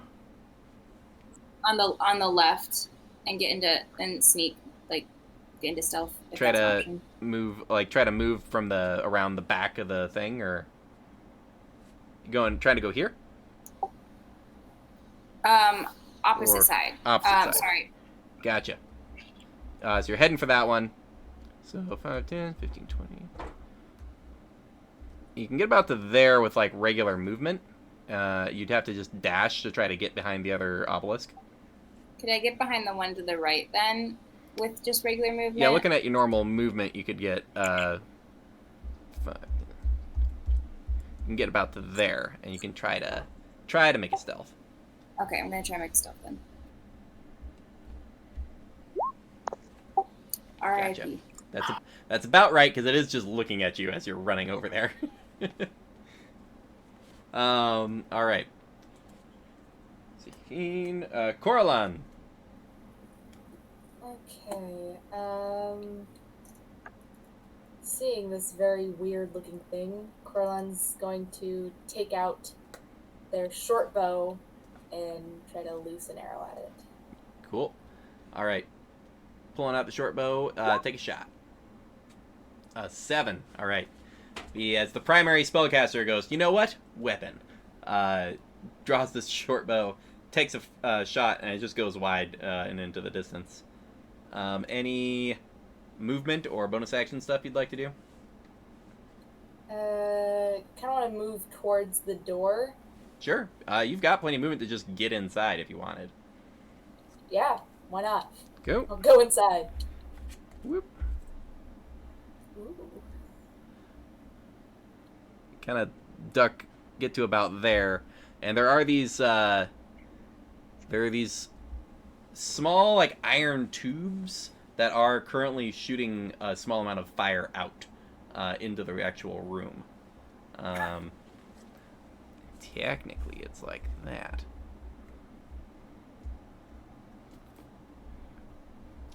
And you can see these tombs that currently have the stone lids shut on them. And make a history check for me.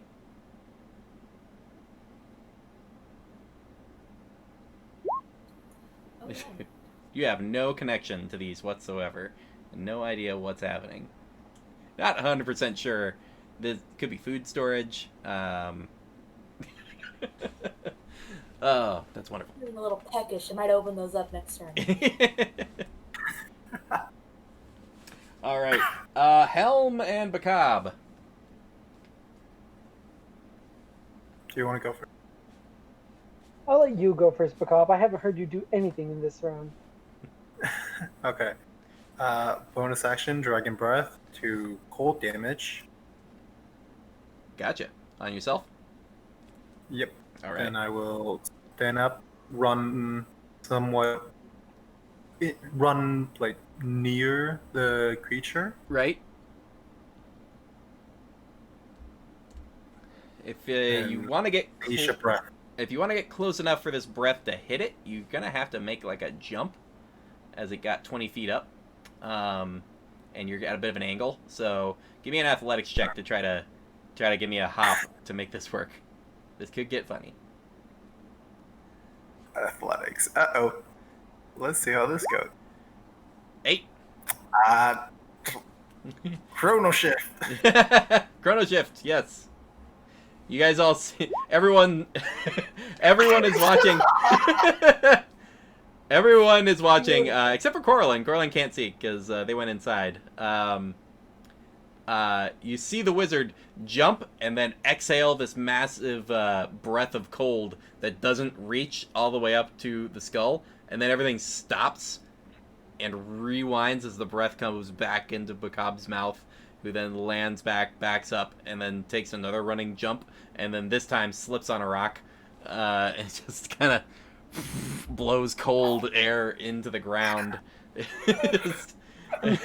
Coraline would hear the thump and the The thump and the as this ice patch grows on the ground right there.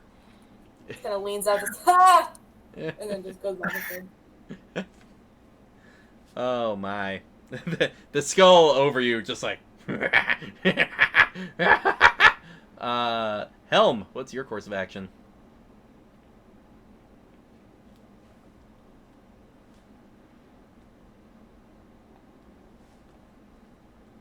Oh, you might be muted. I'm going oh, there. to move up a little, probably about 10 feet. Gotcha. I'm going to look at it, and I'm going to use command. Gotcha. And I'm going to tell it, approach. All right. I do believe that's a wisdom saving throw. Yes, I do need to check a thing. Do.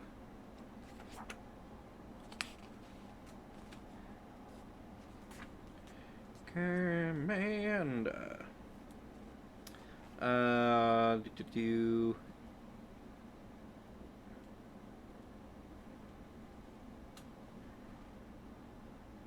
All right.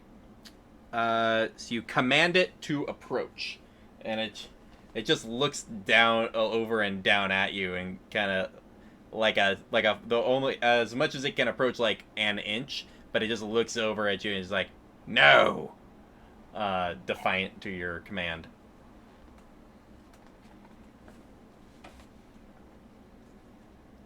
So that was your action for command, I believe. Yep. Any more movement or bonus action? I'm going to step back again, just to be safe. Okay. Trying to get And behind that'll be the end of... Sure. Get behind thing? Alright. And then that'll be the end of my turn. Gotcha. Next would be the Flame Skull. And looking down at the scenario is going to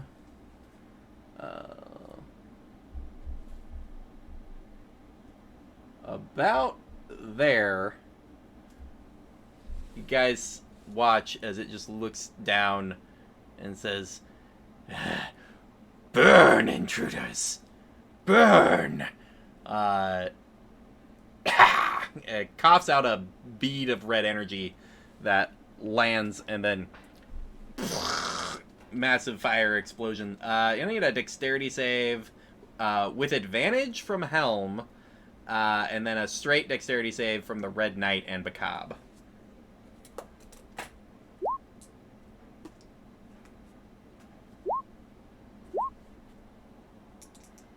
Hey. was good on you, Bacab.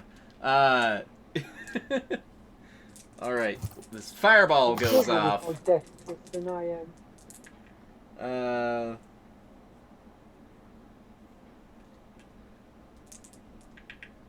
That's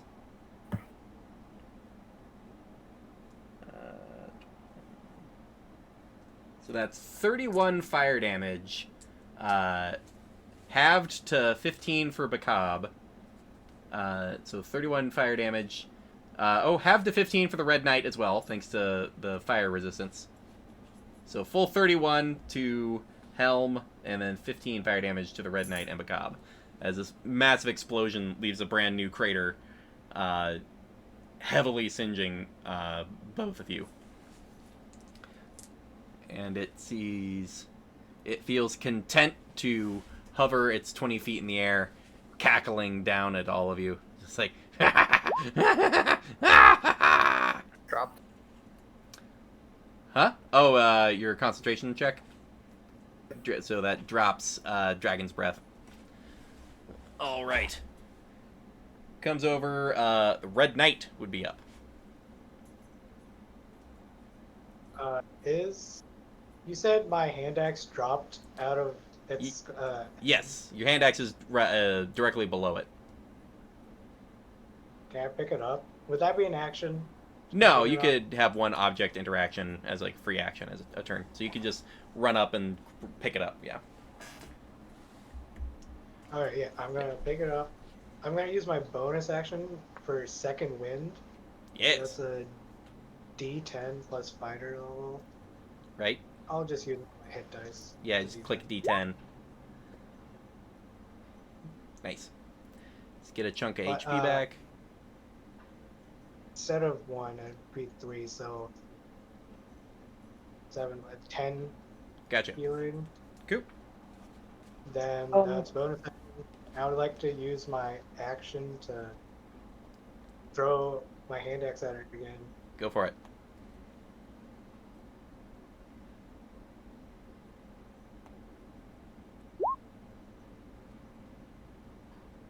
Ooh. Alright. So 4 slashing damage. I don't think a 7 hits. Oh wait, that's to hit. Or I was looking at the wrong thing. Yeah, 7's gonna miss. Guys, watch this as a tonal shift from a bit of a slapstick comedy, like, haha, the wizard tripped, and like, oh, this missed, and now it just turned into like, oh, we just got like half blown up. Yeah. But the hand axe flies up, misses completely, and then falls down onto the ground next to you. And Sikanin would be up. Can I use my Oh. movement? Yeah, you got about 10 feet left. Yeah, I want to go towards the door. Head towards the door. Yeah. Sure. You can do that. So, I don't know how to say this, but I got completely blown up. I am down. What was your HP total? It was 28. 28? Okay. You only like straight up die when you take basically your whole HP over past 0. So you are down, prone on the ground. Very about to start making some death saves. There is a singed helm. Although you have your... Is Stone's Endurance only a reaction for weapon attacks? I don't know. I'm gonna have to check. I think that. it's just whenever you take damage. You may have a reaction Give me available. a second. I've got Goliath pulled up. When I take damage, I can use my reaction to roll a d12. Yes. So you have the I option. forgot about that. So if you have the option to make your reaction to reduce that damage a bit, and if I think you Yeah. have like 25 total hit points, or as a maximum. So I if have a you max 28. 28. So if you can reduce it by 4 or more, then you'll still be conscious. It's a very important D12 roll, which I don't get to say very often. 1. I did not fare very well. Oh no! So you trusting in the strength of your ancestry, but you still fall. Oh man, there was a chance. A chance was available. So let's see. So we've got Red Knight, and then back around to Sihanin. You actually Can cannot I see use that Chrono helmet Shift on down. that one? Huh? Say that again. Can you Pick use up. Chrono Shift on Stone Endurance? Is that possible? I would say, yeah, sure. So you guys, so Bakab, you see Helm going down, and you channel that last to give him one more roll. Yeah. So let's let Helm use that time rewind and try one more time on that D12 roll.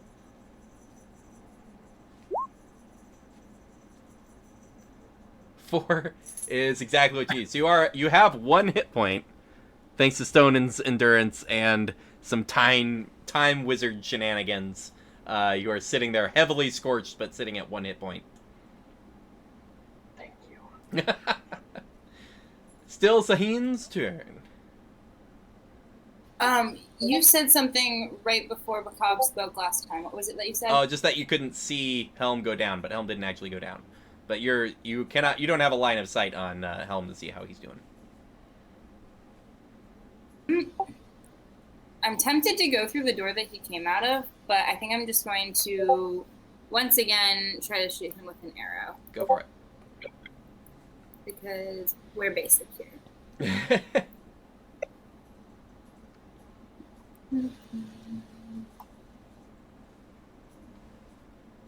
Am I hidden, or does he know I'm here? He saw you did not make your stealth check last time.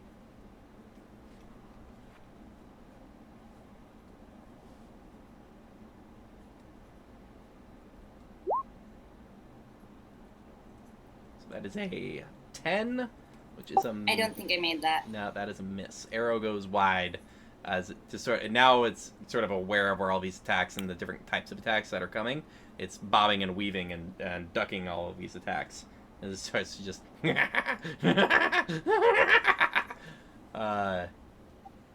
cackling down at you. You have your action and bonus action. Her bonus action she's going to use to take to the obelisk that's opposite of her, and hopefully opposite get stealth. Left? Yeah. Gotcha. So your movement can get you to about there, and then you can get fully behind the obelisk with a dash of the bonus action. Manage to scramble over into the new position. Seeing Helm with just scorched armor and flesh and smoke trailing off all edges of his very being. Coming over, Helm and Bakab. Oh wait, no, I got my stuff all mixed up. Corlin would be next. So Corlin is going to spend their only 3 sorcery points to do heightened spell while they cast Bane. Ooh, heightened Bane.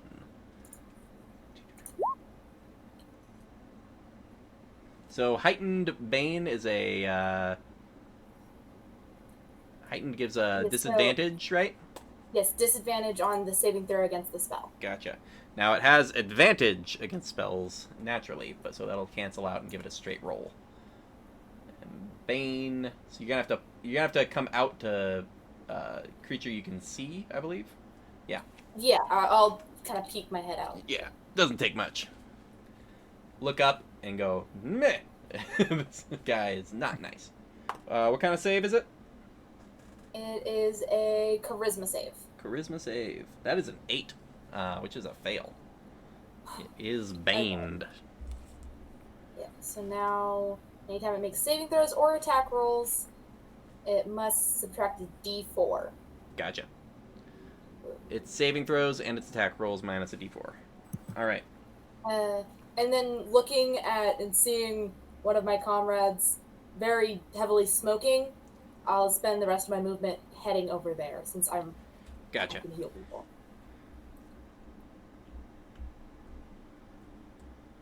Yep, you can get to there. You get up. Coolio. You get to within reach. Then Helm and Bakab. No, not you, Kitty. Okay. Helm, do you want to do something first? You I'm thinking. kind of face down in the no longer icy ground. Is Bakab just being like, "Oh, this isn't going well." Okay, I will. Bakab does have one whole more hit point than Helm at the moment. Yep. For now. For now. I'm actually going to use. Let's go with. You know what? Screw this. I'm gonna go with even. I'm just gonna use all of my pool of lay on hands to restore what I can to myself, Gotcha. which is gonna put me up to 16. Cool. But I'm not really got anything else I can do. Action to fully heal, yeah. The Bakab. Use half your movement to get up, or Yep, do that. gotcha. And I will move to the door. Move towards the door. Get to about there. Not quite in the entrance. Unless you want to. Action. You could use your action to dash, yeah. Yep, that's what I'm doing. Dashing in that thing. Oh yeah. Get fully into the stone structure, feeling pretty safe. Although as you look around, you realize that the interior of the space would be a terrible place to be if a fireball went off inside it. But. I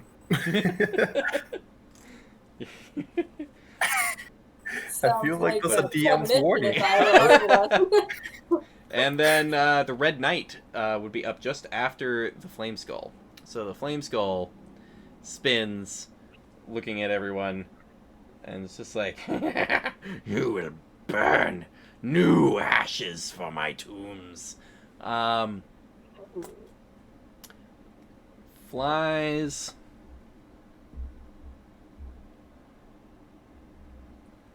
Flies over to there, so it's kind of just looking down at Helm and Corlin, and is going to, not being aware at healing that has happened, is just going to be casting Magic Missile, targeting,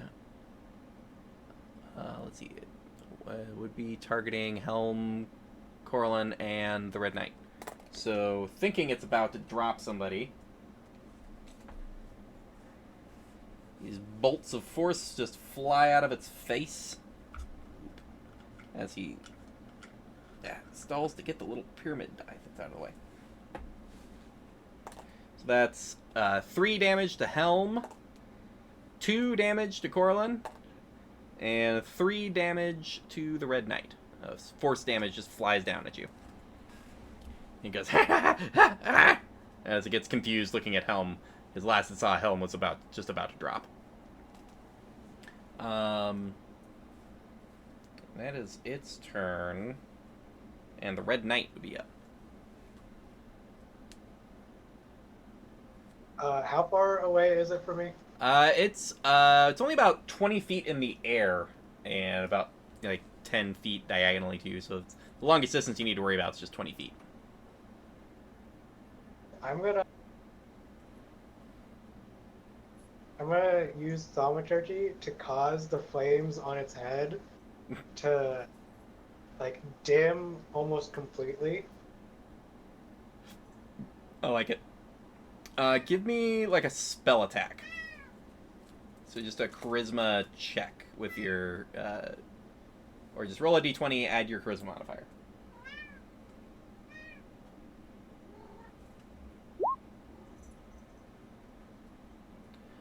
$13. 13 total.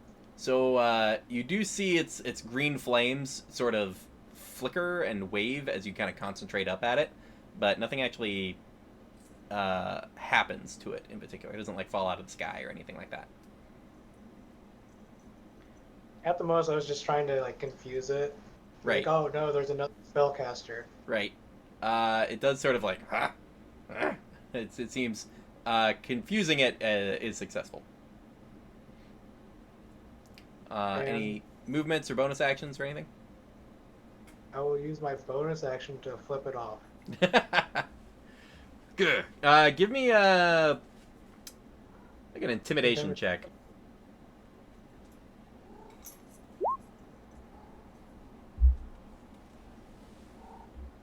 All right. It just continue to cackle down at you. Sehanin.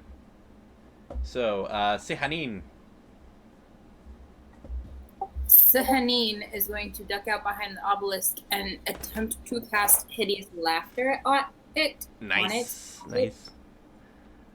So, hideous laughter. Boop.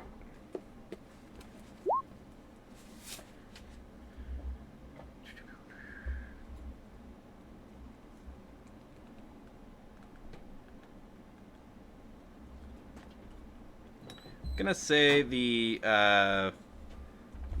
grabbing the rest of your rations are like this one little sweet tart that was left over.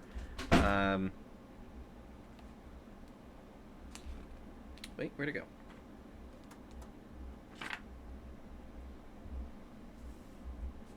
Oh yeah.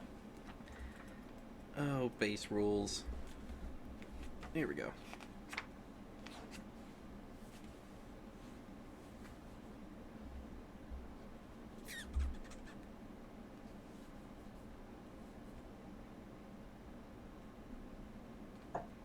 Nope, yep, totally works. Alright, so what kind of saving throw did you say? It's a wisdom saving throw, I'm pretty sure. Alright. Yeah, wisdom saving throw. So it has advantage because of its natural ability. That is a 10 on the first roll. And then, what is your spell DC? I don't think that matters because it is a 10. Was its best roll. 10 and a 4. So falls prone, and the way that works, when you are 20 feet in the air, prone means to the ground. So check if it has no resistance to the bludgeoning damage. Oh, good. So it just falls straight to the ground, and in almost the most damage it's taken so far, just takes 7. It just whack hits the ground on like the side of its head. It's just like ah, and as it's going, it yells in pain. It goes ah.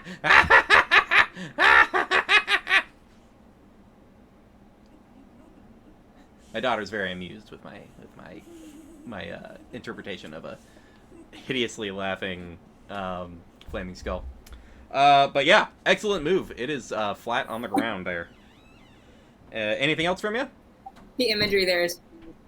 Yeah, it's sort of like it's sort of spinning in a circle as it cackles as its jaw pushes it around. Any movement or? Not really. I think she's fine where she is. Gotcha. This is definitely going to give people the opening they need. Corlin, it is fallen. It is right next to you.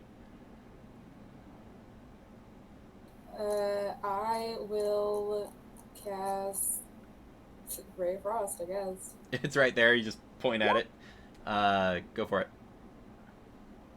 Never mind. Never mind. You go. You do notice you spray the frost right at it, and its flames are just keeping the frost at bay. You get the feeling it might be immune to cold damage.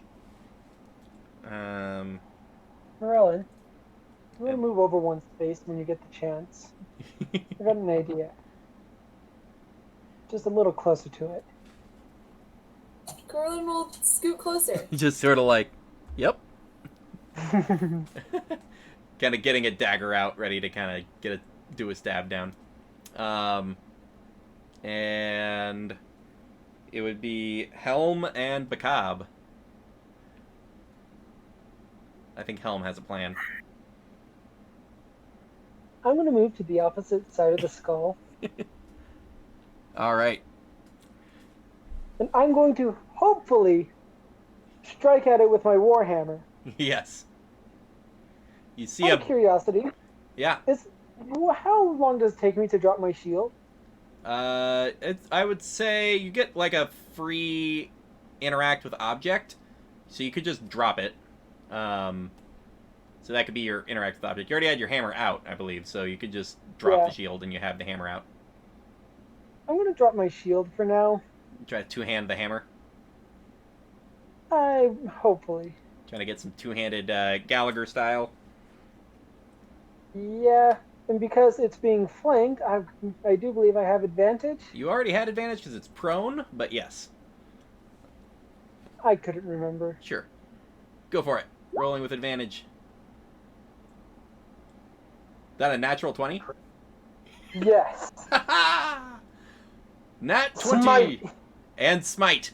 The paladin with 1 hit point, smoking, charred, dropping the shield, two-handed. So that's the D10 and all of the smite dice getting multiplied. So I think you're going to have 2d8 and a d10 that all get doubled, and then you'll add your modifier.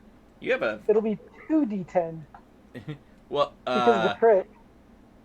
Right. Or you can double it 1d10. So you can roll 4d8 and 2d10, or you can just roll a d8 and 2d8 and a d10 and double it. But either way.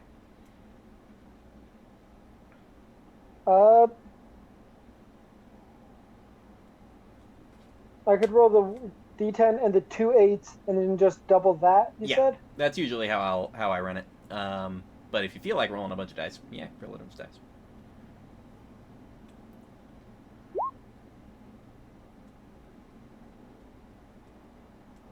And then... So if you rolled 2d10, then you'll just roll your... then you'll just roll 4d8 and just add that. Add it all up.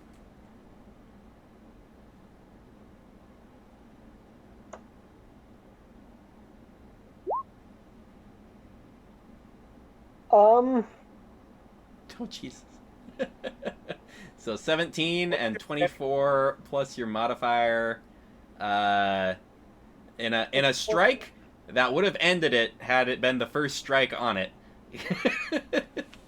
You all see a flash of the divine energy come out from within Helm into the head of this hammer, and it's just a full-on flaming Gallagher smash. It just takes out the cranium of this flaming skull, and just and a little burst of fire as it just gets snuffed out as the back of the head is just smashed. There is a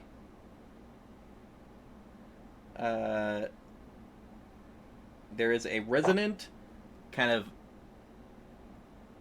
right behind Bacab and to the left of Bacab, and in front of Bacab, there is sort of a resonant little cackle happening, and where you can see these little spouts of fire within this tomb starting to extend slightly. Like, they were coming out just an inch or two, and now they're just coming out 3 or 4 inches, and you can hear the little... I would move Bacab. But you all see the smashed remains, and it looks like it is currently smote, as you all see the field. Some of you heavily damaged, some of you not quite as heavily damaged, looking at the field. So we'll stick in initiative order just to see who does what. But Bacab, are you doing something? Okay. I will move to the front door. Yep.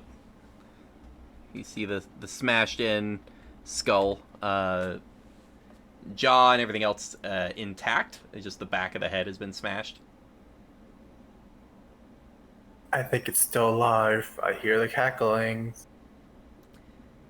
Everybody can give me an Arcana check or a Religion check, whatever you feel like.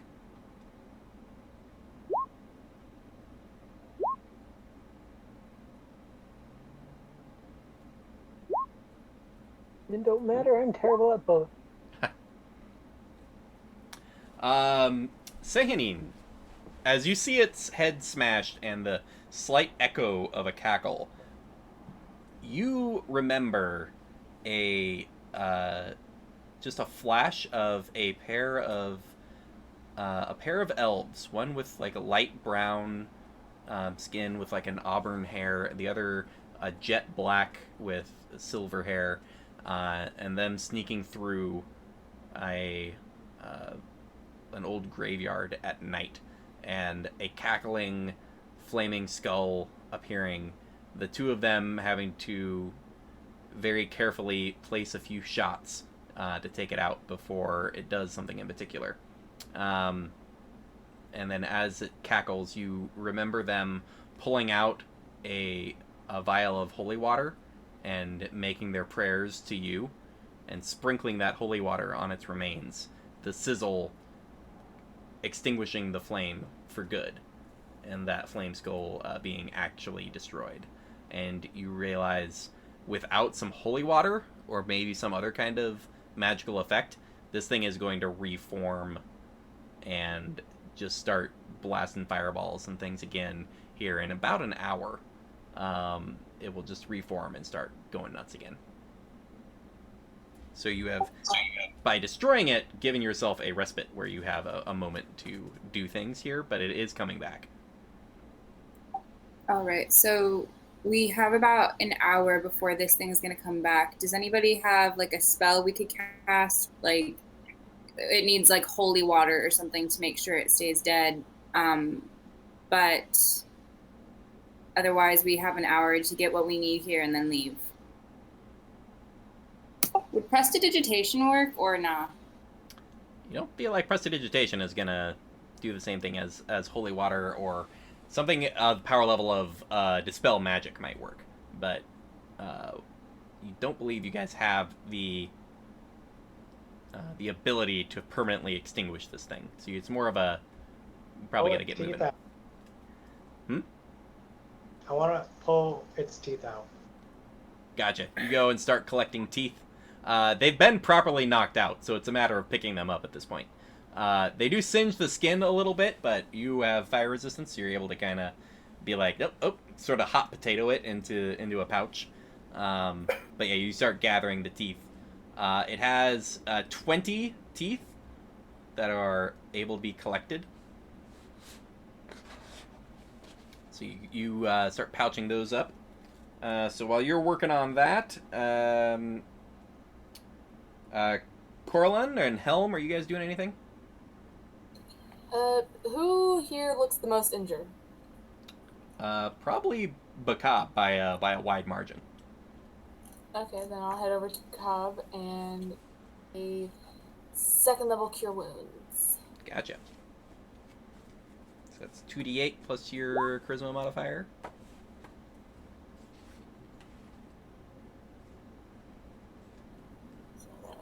I would just go into the dice app and just hit 2d8 and then add your charisma.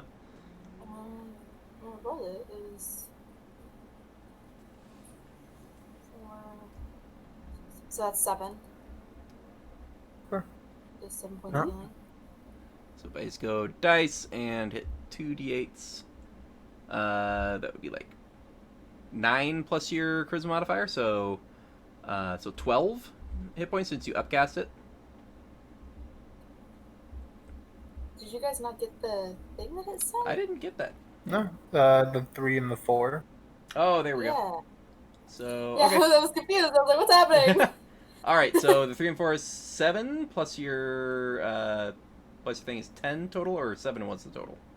7 is the total. Okay, gotcha. because that is- So the Cobb heals 7, not quite on the edge of death as before. I'm gonna pick up my shield and put away my hammer. Gotcha. Grab your gear. Same thing from the Red Knight. Kind of once you gathered up the teeth, just grab your hand axes. And anybody else gonna do something else? How sticky is the one that I pull out of the corpse? Not that sticky. It was pretty charred, so you pull it out like it's an overdone roast, and it's pretty easy to scrape clean on the edge of the on that very thing it was buried in. Fall off the bone. Falls off the bone. Yeah. Oh. Gross. Yeah.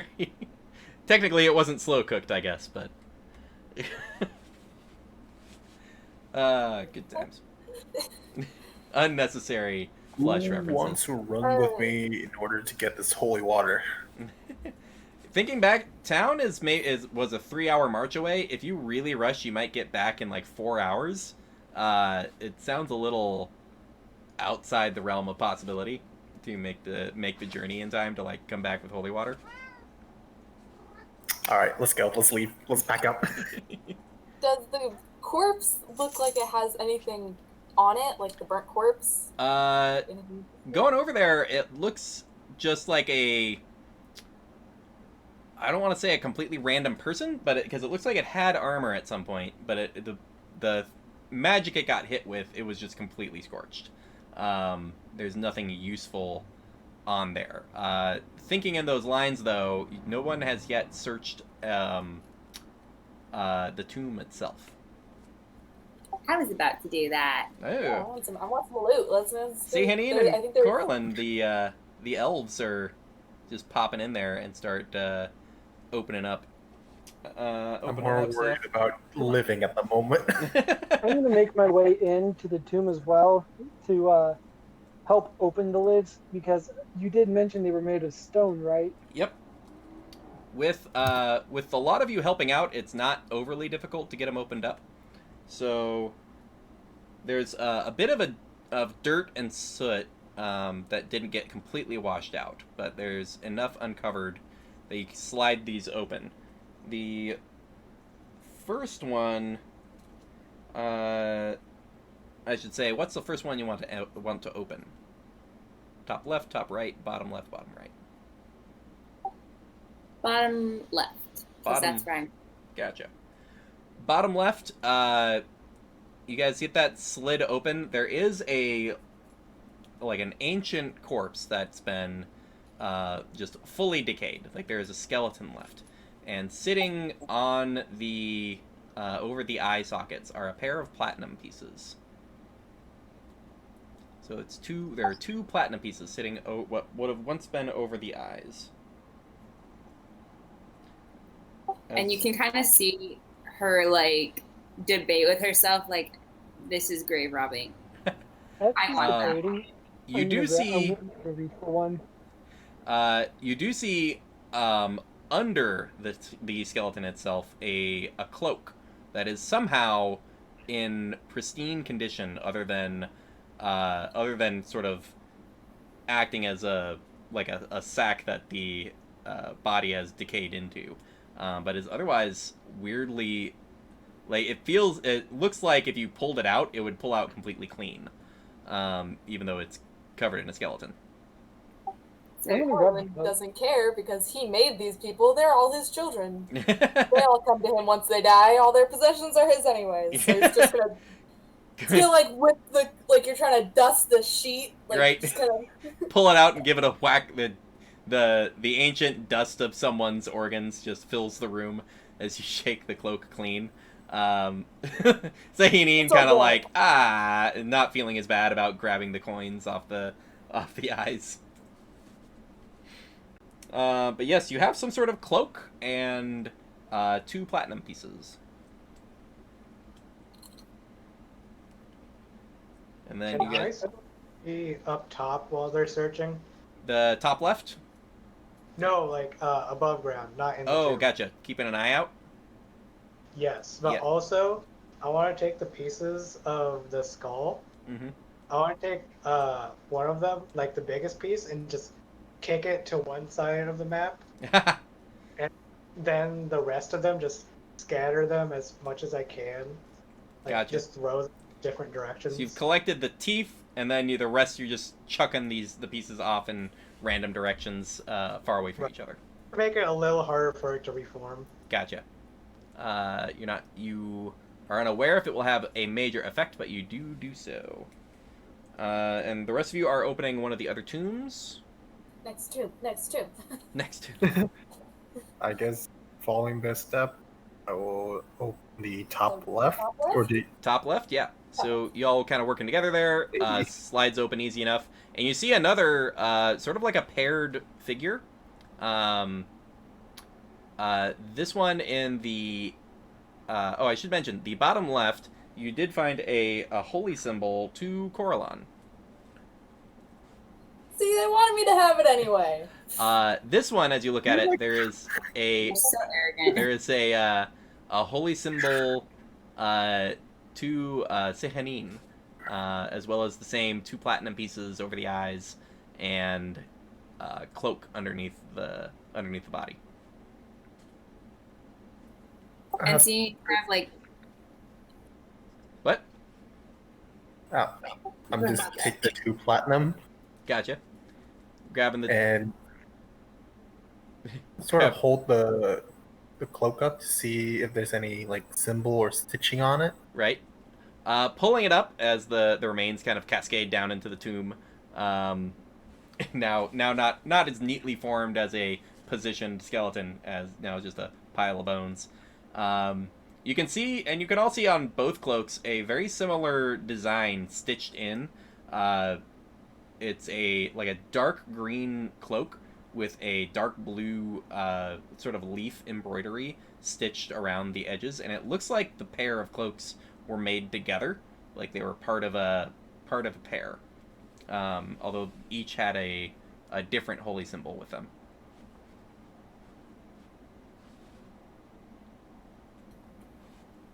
And then as you guys go to the next tombs, the next 2 you slide open, and there is nothing within the bottom right and the top right tombs. Those 2 were empty. But you have 4 platinum pieces and a pair of cloaks, as well as the flame skull teeth. The jets of flame from the bottom, the left, and the right have extended at this point. They've gotten to about 6 inches coming out from the wall, and the cackling is starting to get louder to the point where you can recognize this like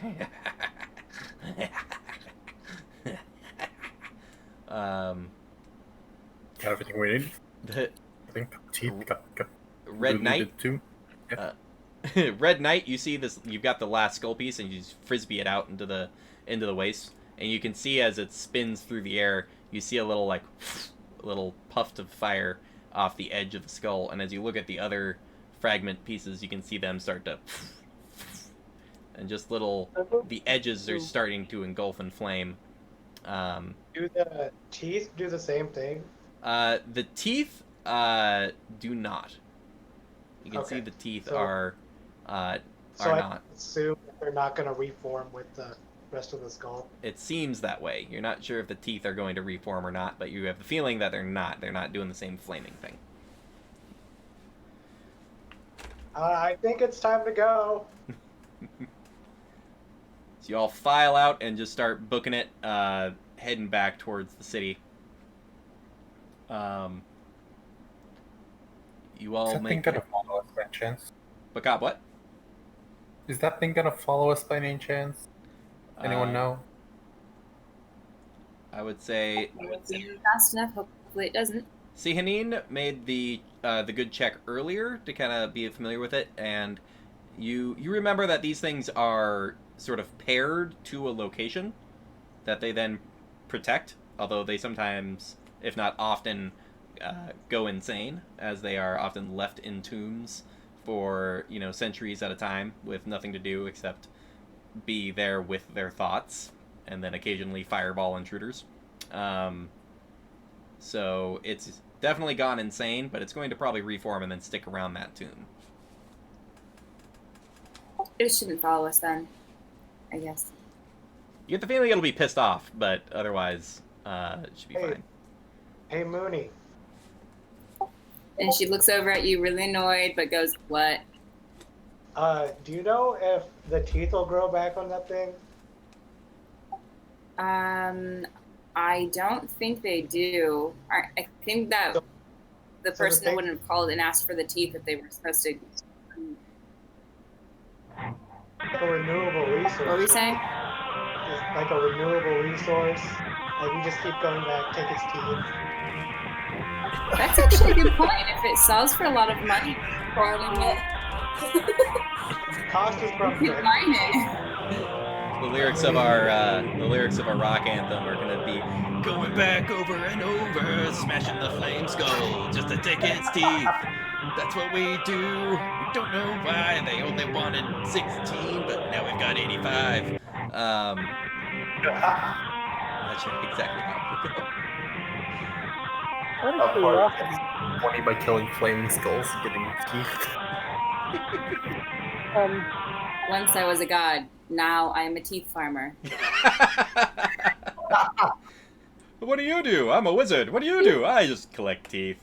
All kinds of teeth. Fireball teeth, ice breath teeth. You need teeth, come to me. Fire teeth, black teeth. Alright, so you all rush back to town, teeth in pouch. Looking back on the horizon, as you're now kind of charging in basically into the sunrise, as you look back, you swear you can see a little green flame in the distance, kind of angrily like swooping around, but not chasing after you, it seems. So are you all just gonna run back to Ira's magic shop to collect your coin? And I'm gonna turn around and flip off the green flame in the background and say, "Screw you! We got your teeth!" and then follow along. You know, teeth having little man. What's up, no teeth? And you're like, that's mean! You want a skull anymore if you don't have teeth? That's something I'm insecure about. These teenagers know how to get right to the bone. We'll get you some dentures while we're in town. I got a bone to pick with you. Oh no! Okay, we're going to the Unicorns Emporium. I was afraid we were going into the pun emporium, but okay. Heading over to the Unicorns Emporium. You see Ira there? There is there's the ding of the doorbell as you all walk in. You're getting in then the kind of like approaching noon, but it's fairly early still, given when you guys headed out. There is a female half-elf with sort of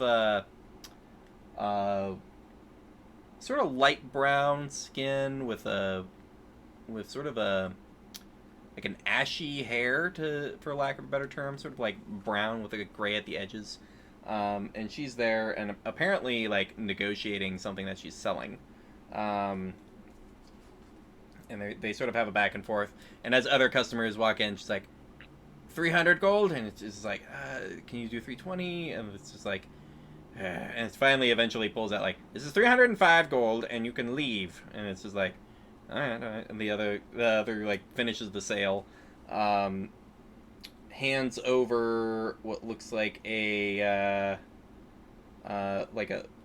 satchel with like a interesting embroidery on it, and sort of takes it and Ira kind of immediately pulls out like a little wooden tag and string and starts like filling out a little carving into the wood, a little like price tag and description, and then this other half-elven woman just sort of looks at all of you and just gives you a nod and is just like, are these adventurers? It's like, I think these are the ones with those teeth that I was trying to get. And it's just kind of looks back at all of you and goes, if you're ever looking for more work, and she kind of like looking at everyone else, you seem like you could handle something sensitive that I need. I'll let you do your transactions. I'll see you outside when you're done.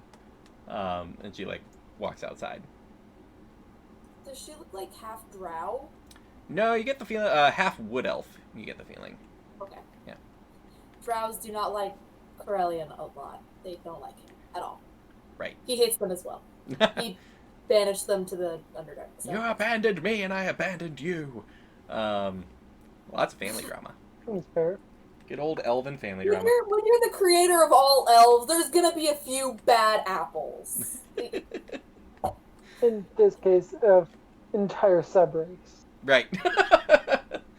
Well, Well, that doesn't one of sound- my kids was being naughty. I had to punish him by sending her down to the Underdark, and it just so happened she took her entire subrace with her. It's not my fault. Fun, may or may not have forgotten about that. fun side point. I'm finally going to get to actually play in a game here in a month or two. And so the character I've gone with is a full drow celestial warlock. So just the nicest boy who just happens to be drow and has like escaped the Underdark because he's tired of getting lashed for helping people. And so it's just going around being very nice and healing people and all that. I love the against type. So Ira looks at all of you and is like, huh? Oh, I'm gonna go up to the counter and say, Ira, I have some hot ones for you today. He's like, you're not old enough to make that kind of joke. And she grabs the pouch and takes a look into it and starts counting them out. And it's like, perfect, excellent. Kind of looks at one that looks almost a little cracked. And is like, grabs another pairs and is like, perfect. She sets up her like 16 that she needs. And she's like, you can keep the other 4. I don't know what for, but you know, who knows. Hands them over. Looks down, is like, perfect, excellent.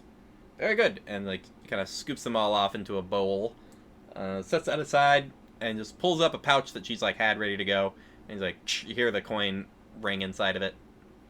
She's just like, one very full pouch of gold. And sets it down. 300 pieces of gold, however you 5 wish to split. And she kind of looks over at Corlin and goes, hello, dear, I'm Ira. I'm going to actually walk over and pick up the pouch to hold on to it for now. The gold pouch, right? Corl's just gonna kind of look panicked, and Minya. Yes. Oh, okay. What? Minya. It's Elvish for first/prominent. Thought it was fitting. Minya! Huh? Very good. Well, if you see anything you're interested in, you have some fresh coin. He kind of looks at Bakab. It's like, those scrolls are still here. No one's picked them up yet. Also, and she finishes carving and then puts it in like a display case off to the side and goes, this bag of holding I've recently come in possession of. 400 gold for that. Brand new. Well, brand new to my shop, I should say.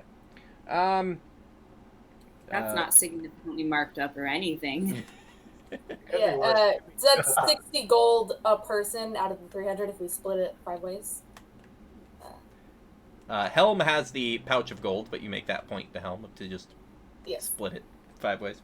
So it's 60 gold for each of us if we split it 5. Well, that is fair. I would rather hold on to all of it so that way none gets stolen from an individual. But wait, okay, with that logic, if you get robbed, then it's all gone. All of our money is gone. Who's gonna rob a 9-foot giant? I would, for one. Who robbed that Definitely. headboard earlier? You guys all remember back to the huge muscly guy that got robbed this morning. I'm gonna take the bag and throw it to Sehanine. All right. The rogue is the least likely to be stolen from. You I'm make just a gonna hold my point. hand out. This is And she, that's an excellent point you make there. Then proceeds to give everybody else. Then splits up the 60 gold for everybody. Thank you, Ninny. That is what you're. Can I Ira something? Sure, yeah. Ira's just like, yes, what is it, dear? So you didn't want to buy these extra 4 teeth? No, I have no need for them. I need to powder one of them for the, to hold the enchantment, and then 7 of them go into these facets to hold the charge for the necklace. Is there anything I could do with it? Or maybe I could commission you to do with it? Sure, much enchanting ability. I could figure something out with these.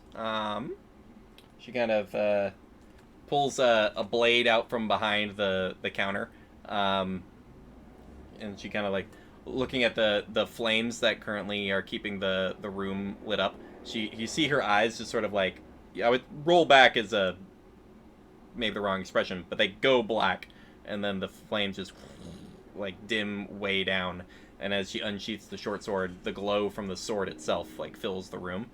He goes, "This thing's pretty easy. One of those ground-up teeth can serve as a vehicle for the enchantment for that." And sheaths it up and then gets the flames to glow again. That's just a moon touch sword. It's mostly a cheap lighting option as well as a magic weapon, which comes in handy. Puts that away. We could maybe do a potion of fire breath with some of that. We could grind those up. All of these things you still need to pay me. It still takes my time and effort and energy. They just act as a vehicle, essentially. I understand. It's just, we would love to have your services. And I don't know what exactly I do with the teeth by themselves. Hey, hang on to them till you need them. Or if you find one of you that wants to enchant something, it's objects like that are good to have on hand. Perhaps you find yourself in a volcano with a mithril blade of legend that's lost its enchantment, and you need the dust from those teeth to make the flames of the volcano itself adhere to the blade. And, sorry, I'm pitching ideas. I don't have my vacation for another few months, so. Very specific. I think we keep the teeth.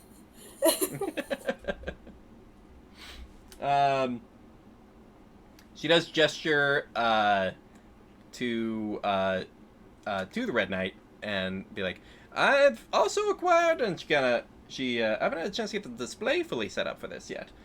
Pulls a curtain back, and you see this very well carved and adorned breastplate that is sort of up on like a half mannequin, and it looks like she's still putting together the case for it. And she's like, "This is being consigned here. I'm getting a percentage of the sale. It's an adamantine breastplate here. So if you're in the mood for something that'll prevent any dire blows from taking hold of you, this is the thing for you. So 800 gold pieces. Might take you a little time to gather the coin." I will keep mind of that while I'm acquiring coin. Very good. What did it look like exactly? It's got a, it's not really freshly forged. It's sort of got angular, not quite runic symbols on it, but just like a very angular, well-structured pattern to the front of bronze over steel. And it's just a breastplate piece of armor.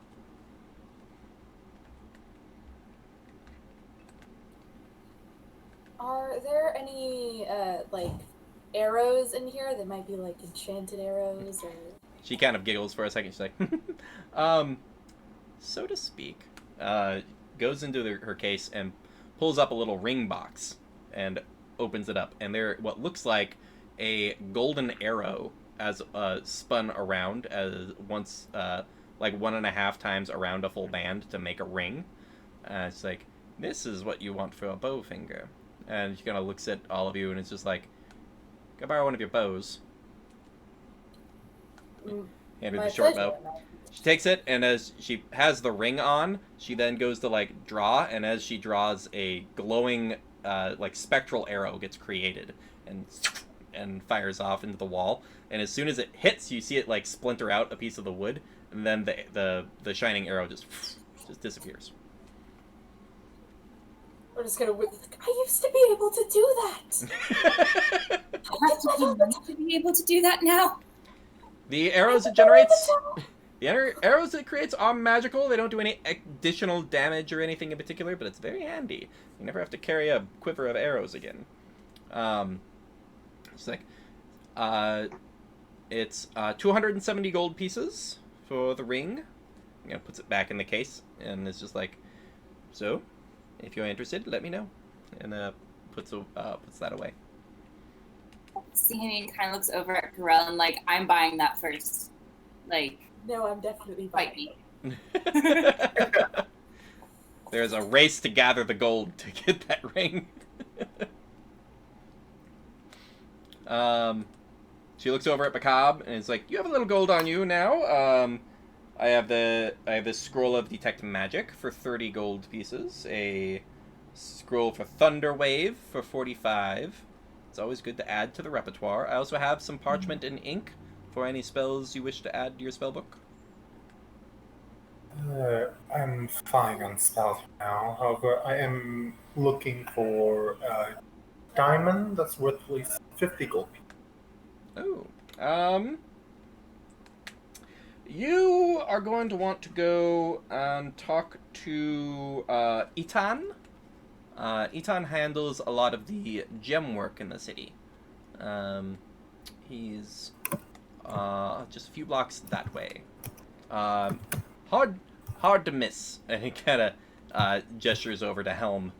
But like, Goliaths tend to stand over a lot of people.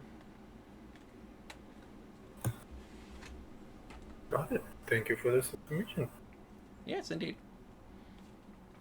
So y'all gonna go head over to Eton? I'm gonna wait for everyone to initiative. Isn't it? Sure. Please buy something. Can't afford anything I want here. Yeah. There, she's like, "I do have a potion of healing. It's always good to have. I only have the one. It's 50 gold. And I was a little inspired by," and she points at Macabre's spell focus staff. It's like, "I was surprised how easy the enchantment was to complete. I did have this done last night." She pulls out her own staff that it comes to a straight point, and instead of doing like yours has a little curve to it, where the whatever way you want to float inside floats inside. Hers just kind of comes to a point, and then she has a like a small piece of rose quartz just spinning on the end of it, and it's just like, "It's cute." Like, sets it up, and it has a little 47 gold piece like tag on it. Competitive now, aren't you? So cute. It is So cute. adorable, isn't it? I Well, love this shop. A staff after my own heart. it's very much the tiefling grandma who is trying to make sure everybody gets taken care of.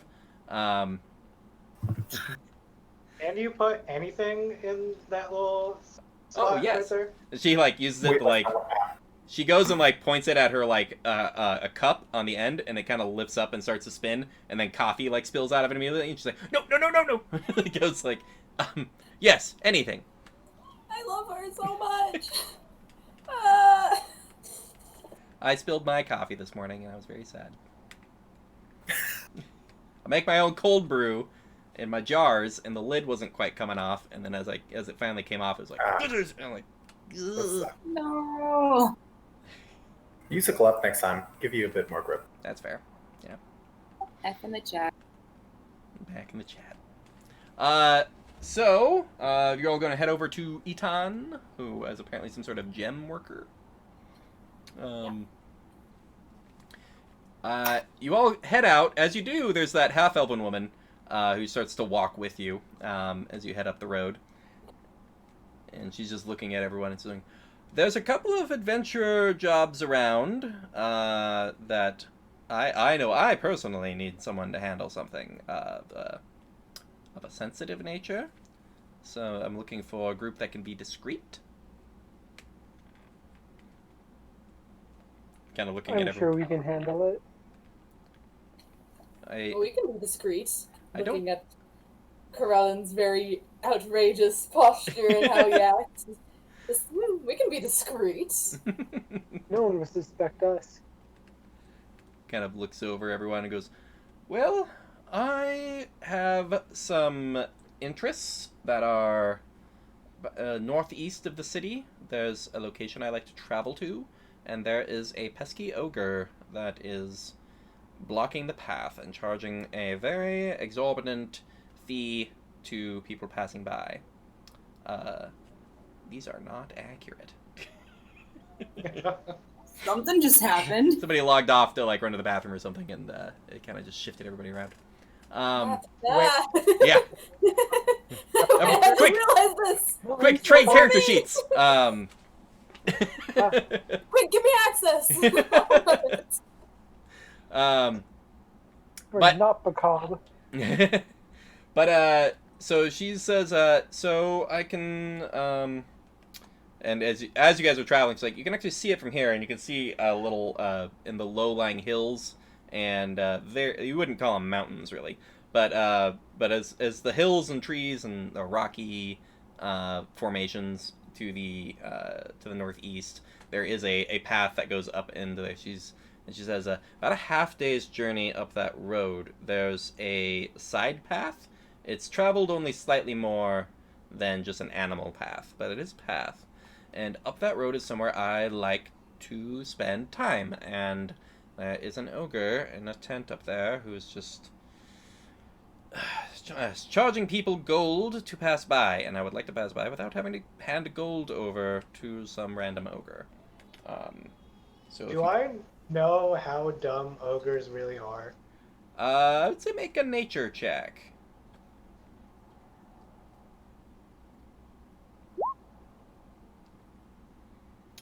Okay, good.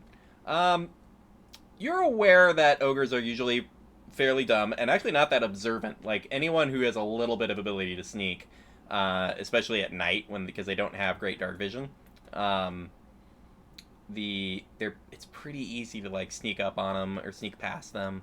But an ogre hanging out at a crossroad or something, or up a side path, shaking people down for some coin, that's something that an ogre could do. So it is intelligent to... It's intelligent, and there's been I would say you are aware of one or two instances of an ogre being smart enough to cast spells, but largely they're just gonna try to smash an axe into something. But they can build a house, set up a tent. They can do basic stuff. At the very least, we can go and talk to it. Why I would is prefer to this just remove it. discreet? I don't understand. We're just going to take care of an ogre. It's not a highly traveled path. People of particular interests head that direction, and it's not always good to have people know you have certain interests. What's down there? Exactly as at the I'm other end. very, very close. To like walk right up to this, so just what's down there? What is at the end of this path? She kind of like leans in very quietly to just Corlin, and is like, there's a dryad I've been seeing up there. I don't want her visited by others, and so could you see why I wouldn't want anyone hearing about it as much? I completely understand, my child. Don't worry. We shall reunite you. Thank you.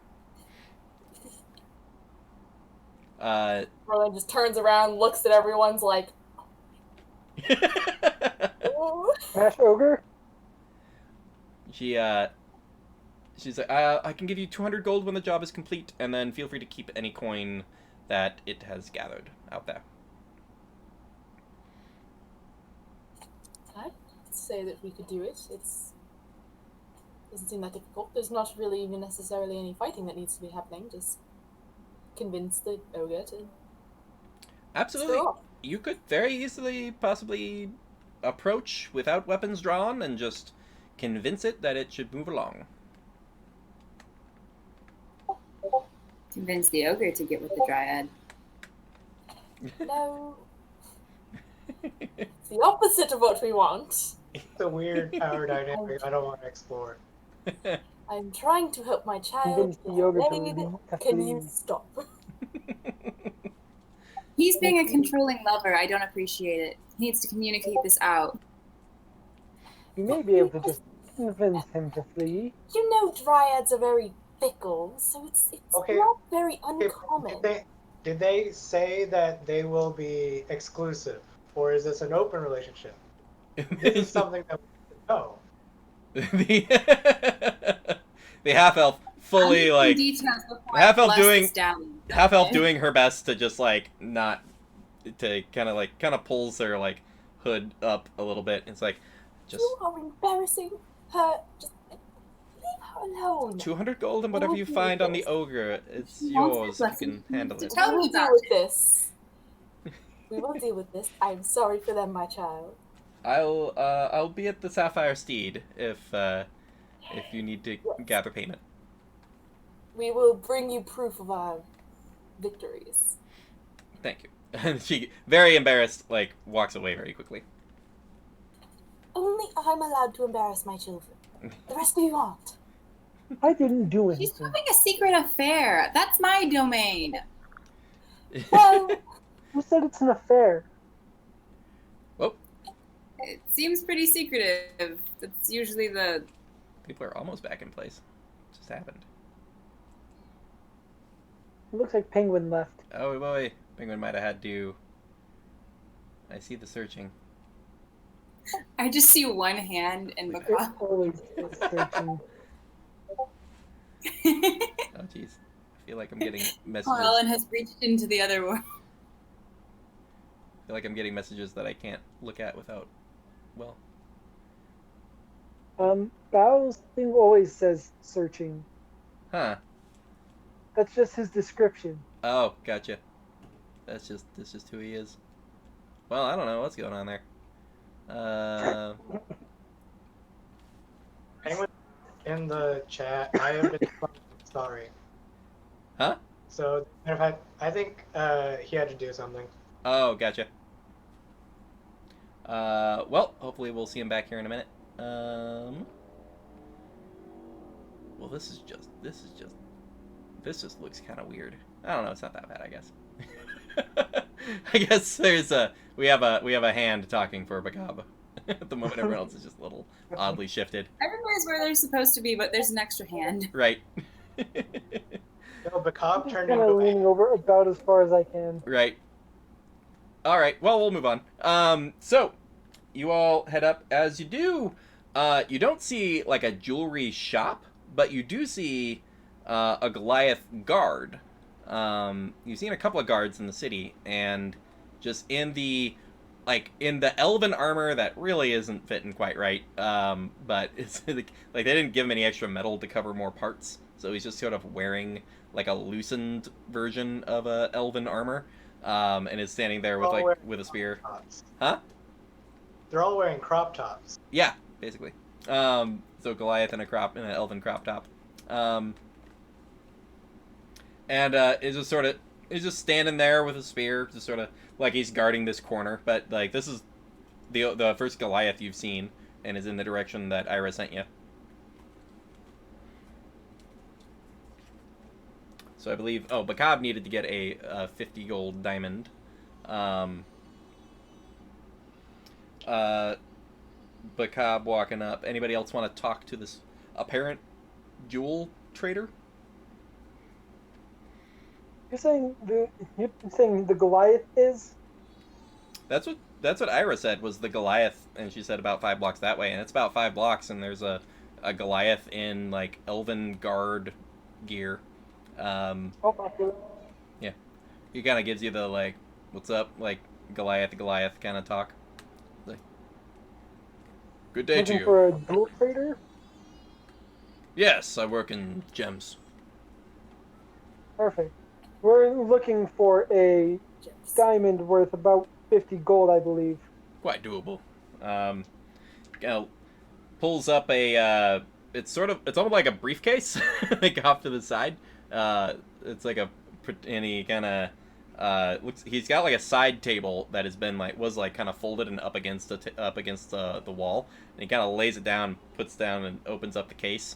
And there's a selection of gems, mostly rough cut, and he just kind of has it facing him, looks through it, and goes, "There we go." And there's a rough cut 50 gold diamond, which I assume when Bao gets back, he will purchase. Looks at the rest of you and is just like, any other? You need some moonstones or emeralds? Or I got a ruby. Is there anything else you need? I think I'm just here for the diamond. It's the diamond. Very well. And let's see. Helm, give me a perception check.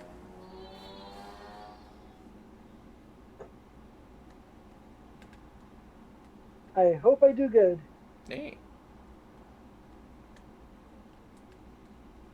I literally cannot look at Bakob's like square. I cannot What are you handle it. talking about? This is just me being normal. I have a question. How does Macabre do somatic components if he looks like a hand? If he is entirely a hand. If he's just What are you What is talking the about? somatic component? does... That is entirely rude and assumptuous. is this how we're saying Macabre talks? Because I love it. Yes! I only have one accent and it's really bad British. So I can't do anything else. Everything I do bleeds back right into one or two accents. My arm really hurts. I'm like holding so hard. Long as I held up There my is no arm. need. There's no need to do that. It's utterly Let unnecessary. Macabre take a nap. Macabre gets his diamond and then just passes out. I had to work a long time, very hard, for not to have like every accent I do just bleed into Zevron from Dragon Age Origins.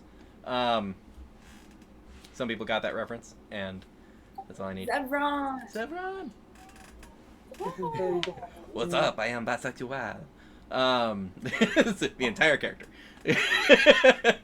Those are all the And I layers. can't open boxes. I tell I am because of my outrageous accent. You didn't So kill bad. me, so obviously I'm getting in your tent.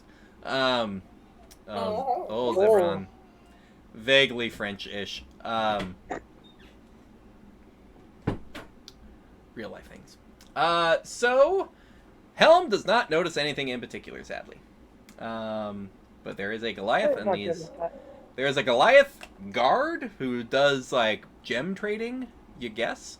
Possibly as a side hustle or something.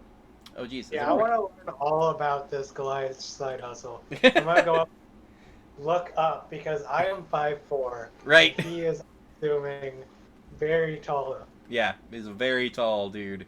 And he's just like, what's up? Oh, you're Probably muted. probably could be that I'm taller than him. Like how tall? How tall is like on average everyone here? Because We have a mix of, like, 5 foot to like, I'm about 8.5, I think. 8.5, yeah. yeah, Curlin is like way taller than your average elf, just as like a superiority thing. They Right. do that. They're just like I'm higher than you, so obviously I'm just gonna be super tall. I'm just the Deal with tallest, yeah. Yeah, But they're 7 feet tall. the stocky red knight, though. So he kind of looks down. He's like, "Well, I mean," he kind of gestures to all of you. Adventurer types come through. They find gems out in tombs and things. They need to sell them somewhere. First got into it a couple of years ago. I was an adventurer myself. I had a little selection of gems I'd been paid in to make travel easy, and picked up a guard job, asked my superiors if it'd be alright for me to do some selling on the side while I keep an eye on things, and they didn't seem to have much of a problem with it, so just sort of fell into it, really. I respect the entrepreneurship.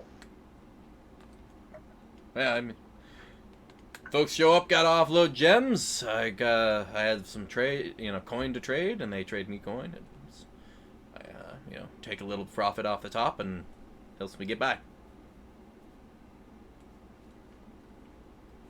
It's not bad. Kind of nods, like, yeah, it's fine. I mean, I'm kind of the least likely one to get jumped by shadowy figures, so. Speaking of shadowy figures, there was an orcish gentleman, over in back. the. You're back. While you were gone, I was mouthing You were a for hand. you. Mhm. You were a hand. While It you were was gone. handy. All right. No, I'm sorry. All right. No, you're not. So, Bakab, you have found a Goliath gem trader who is also a city guard, apparently, and has a rough cut 50 gold diamond that he sells to you. So mark off your 50 gold and take your diamond.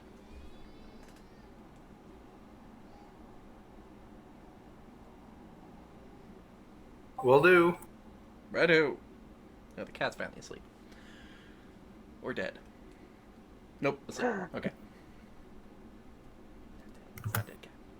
Alright, so what are you all doing with the rest of your day? Is it for us to meet our friends? It's getting close to that time, yeah.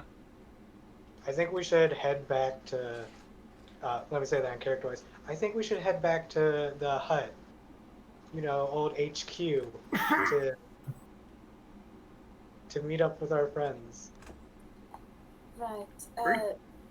Bacob, there's these 2 cloaks that we got, and I was wondering if you could maybe identify one of them and see if it's anything magical. It seemed like it was untouched by time. But Sure. not. Sure. Very touched by death. I can do that in All free right. time or on the way there. Yeah. So, Bakab finds a. Do that before you head back to the hut. It's not really something you can do while you're walking. Yeah. I think it might be best to do so when we get back to the hut. Yes, in private, we did just steal these off of. We did just grave rob these. We probably didn't want to be waving them around in public. You all find your way back to your mud hut, essentially. Inside, you do find Valir is there, the lady who was once an Arcana cleric before being stripped of her powers, as all other divine casters were. It looks like she has upgraded the hut a little bit. So there is now a cooking rack that is set up over the fire, and there is a little fire going, and she has something sizzling on it. Did she replace the door that I blasted off? It has been replaced as it has been placed again. So it is placed in its spot. As you all walk in, there are some actual chairs that have been added as well. It's like, come in. Yes, lunch is nearly ready. And you all have utensils and means of eating. It is starting to become a functional home. And then, Bakab, are you going to start identifying as she goes into explaining things? She speaks of Miel has making use of her abilities to travel great distances in a short manner of time to go search for and research our allies to see if we can find peoples that can assist us, or you and your abilities. I will be busy with the day-to-day. Luckily my cantrip I know from childhood pays moderately well, and I can make some improvements to the dwelling over time, and you all can do what you've been doing. How was your bout of adventuring? He's looking You at want to see these cool fire teeth we got? Sure. I'm gonna hand her one of the teeth. Just toss it. Yeah. Hot potato. Put the teeth right in her hand. Yeah. Just like as you pull it out, it's just sort of warm to the touch now versus like a scalding hot. And she gets those gross and hands it back to you. The lukewarm tooth. You ready for a lukewarm tooth? Oh my god, it just been pulled from someone's head. I am not. I'm missing a teeth. Not here to question your decisions and actions. Just going to be supportive. since we are your gods. Precisely. I'm kidding. We don't. If we're gonna be laying low, you don't have to call us divine or anything. I understand. At this point, we are equals. I hope I'm not. gonna look at Red and just kind of like, are we equals? I literally created their entire race. But can you do it now? Don't be obnoxious. I have the ability to move a chunk of earth and fire a light crossbow. I am... It's not a pissing contest, but mine doesn't go that far. So... as allies are gathered, I encourage you all to bide your time, possibly train your skills, prepare yourselves. We don't know that much yet, and I don't have a time frame for when we will learn more. But shelter and food will be here for you. That's what I can accomplish. I was gonna ask her to tell the other woman to look for my wife, but I have no idea how to pronounce this name. It's like all vowels. Until you plug that into like a Google speech thing, I'll just say you actually in game might not remember how to pronounce her name. So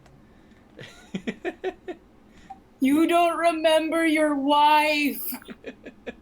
You are so dead when she finds you. If Have to defrost the chicken.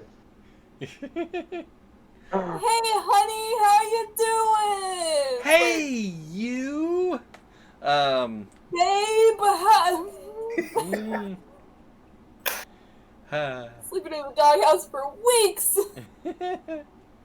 Man, you all haven't moved enough mud to make a doghouse yet. So, Bakab, the first cloak you get identified, and it is a cloak of elvenkind, which provides an advantage to stealth checks that rely on not being seen. So it doesn't help that much with like walking through a hallway quietly, but it does help with getting behind a pillar and blending in. I volunteer myself for That's that. the rogues. Who else can I go to besides the rogue? Here, you're an elf. This seems fitting. Thank you for noticing. What gave it away?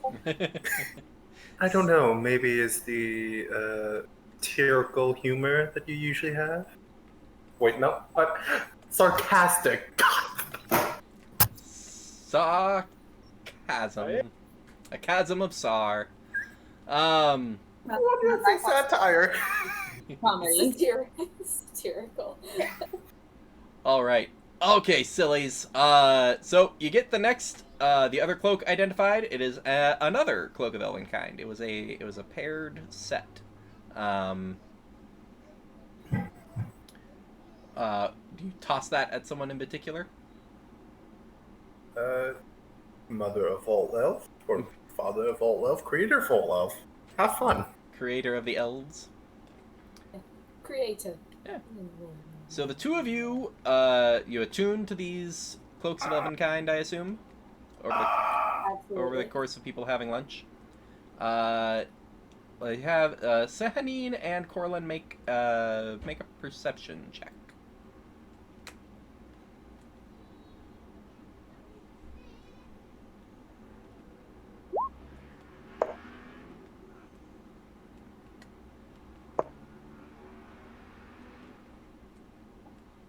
And Sehanine. I did it. It's just not loading. Ooh. Nutsies. So Sehanine, what are you thinking about as you all are eating this like sort of what my dad used to call a hobo stew, which is just sort of whatever you could find thrown in a pot and then cooked up, and which is often actually really great.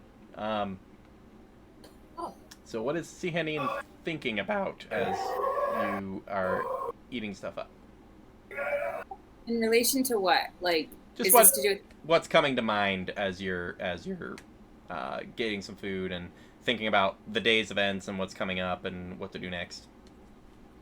I think she's probably like reminiscing about like trying to practice remembering things that happened before. So she's reminiscing about like lovers that she gave her blessing to in the past, and like different tricks and illusions that she made that allowed them to stay hidden and things like that.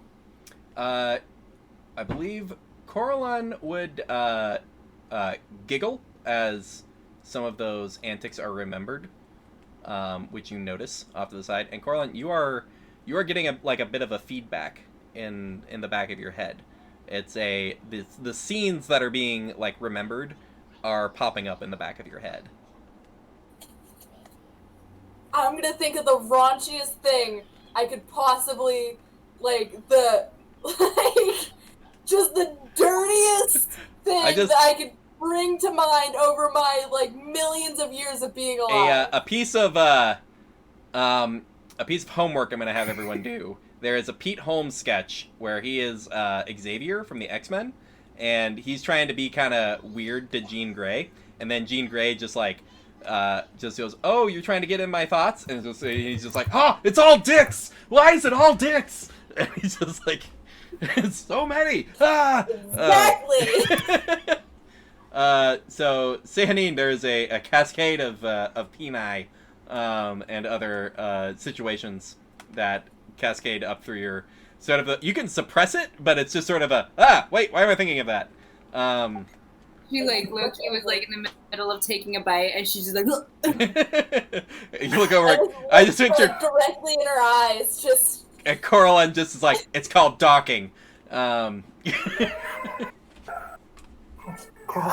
Lesbian's just been overwhelmed with just so much imagery of dicks, and she's not ready. You're not ready.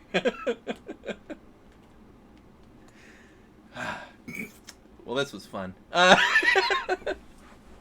Does this count as a short rest? Yes. Yeah, definitely taking a short rest. Using arcane recovery then? Yes. Do the thing. 2 hits. 2. It should be plus your Constitution modifier unless it did that automatically, but I don't know how that. I rolled a 1 okay. And my con is a 1. Oh, well, 2 it is. It's disappointing, but that's what happens. Right. So the two of you realize these are Cloaks of Elvenkind. They function just as Cloaks of Elvenkind, but you have the ability to, if you generate specific imagery mentally, you can kind of communicate that to each other. So these two are paired up in that way, where you two can kind of not fully communicate directly talking to each other mentally, but there is a psychic connection of imagery in the head. So you can get general concepts across and imagine seeing it's useful for you can imagine them sneaking over to a position and then taking a shot, and they would get that image in their head. So there is a way to sort of mentally communicate things like that. And you imagine huh? And Bakab, make an Arcana check for me.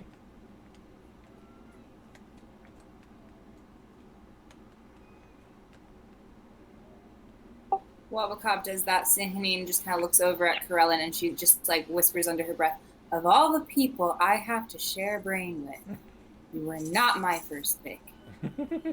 You were always my first pick. And then I'm just gonna think of my wife naked, which is her daughter. No. Real hard. Forefront of my brain. Super just weird. Think about that next time you want to be mean to me. Bakab, you are mildly aware of the connection between the two cloaks. Although you seem to have... Oh, nope, there he is.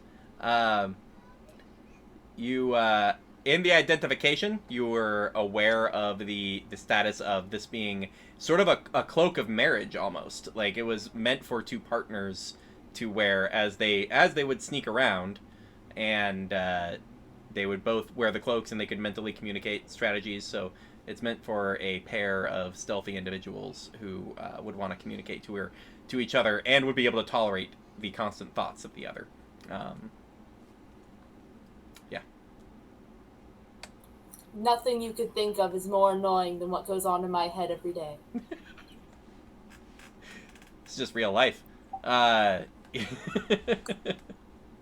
not arguing with that. In case it was unclear who was the tormentor and the tormentee. All right. So I've been alive for so long. That's all the fun there is anymore. Right. All right. So you all get your short rest in. Some of you looking healthier than others. I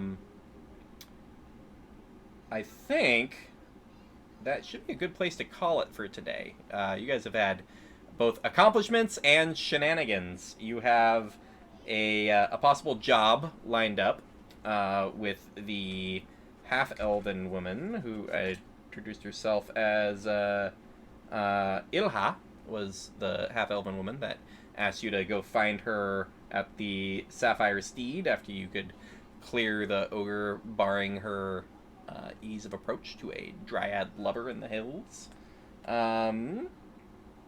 That is the next job that you are aware of, at least.